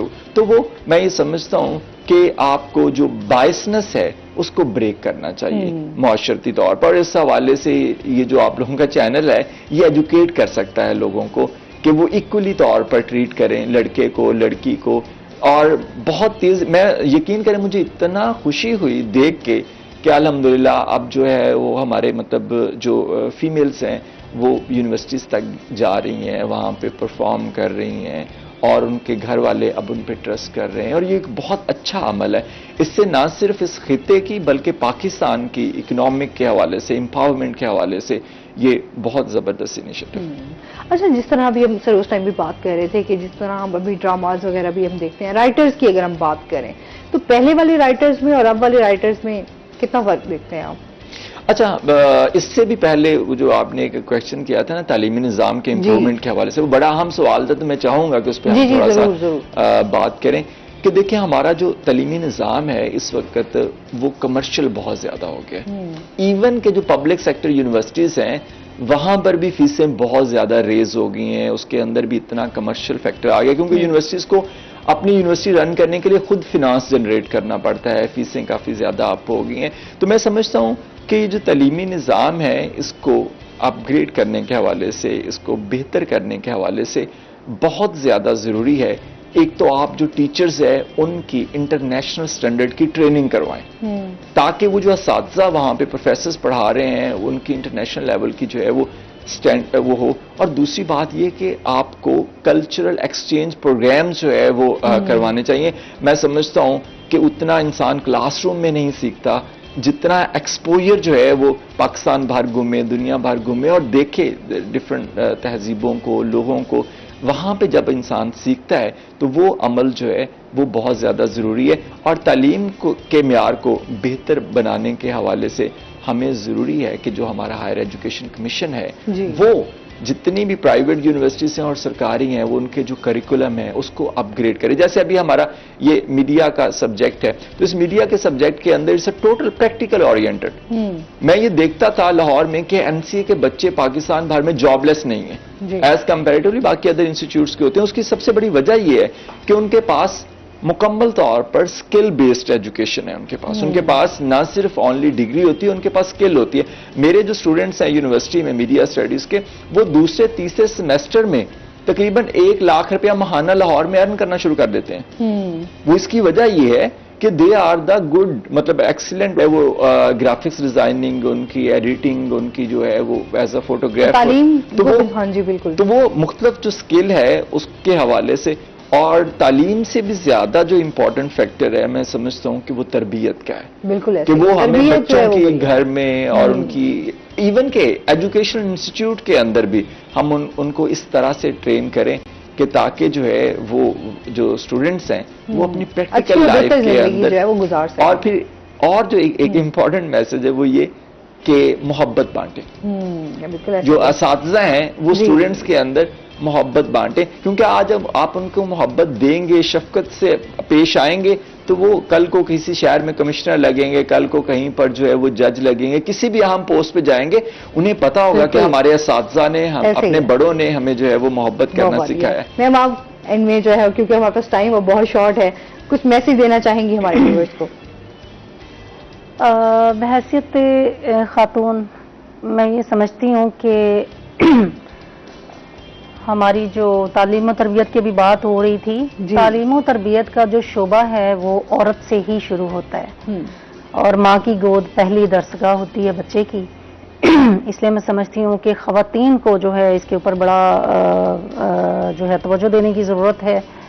ابھی یہ جو آج کل کا جو کلچر ہے جتنی نفسا نفسی ہے اور خاص طور پہ میرا بھی ایک بڑا واسٹ میرا ایکسپوجر ہوا ہے لوگوں کے ساتھ کمیونیکیشن کا، اور کچھ میرا ہے لیڈیز کے ساتھ زیادہ اسکول میں اور میرے ادارے کے اندر.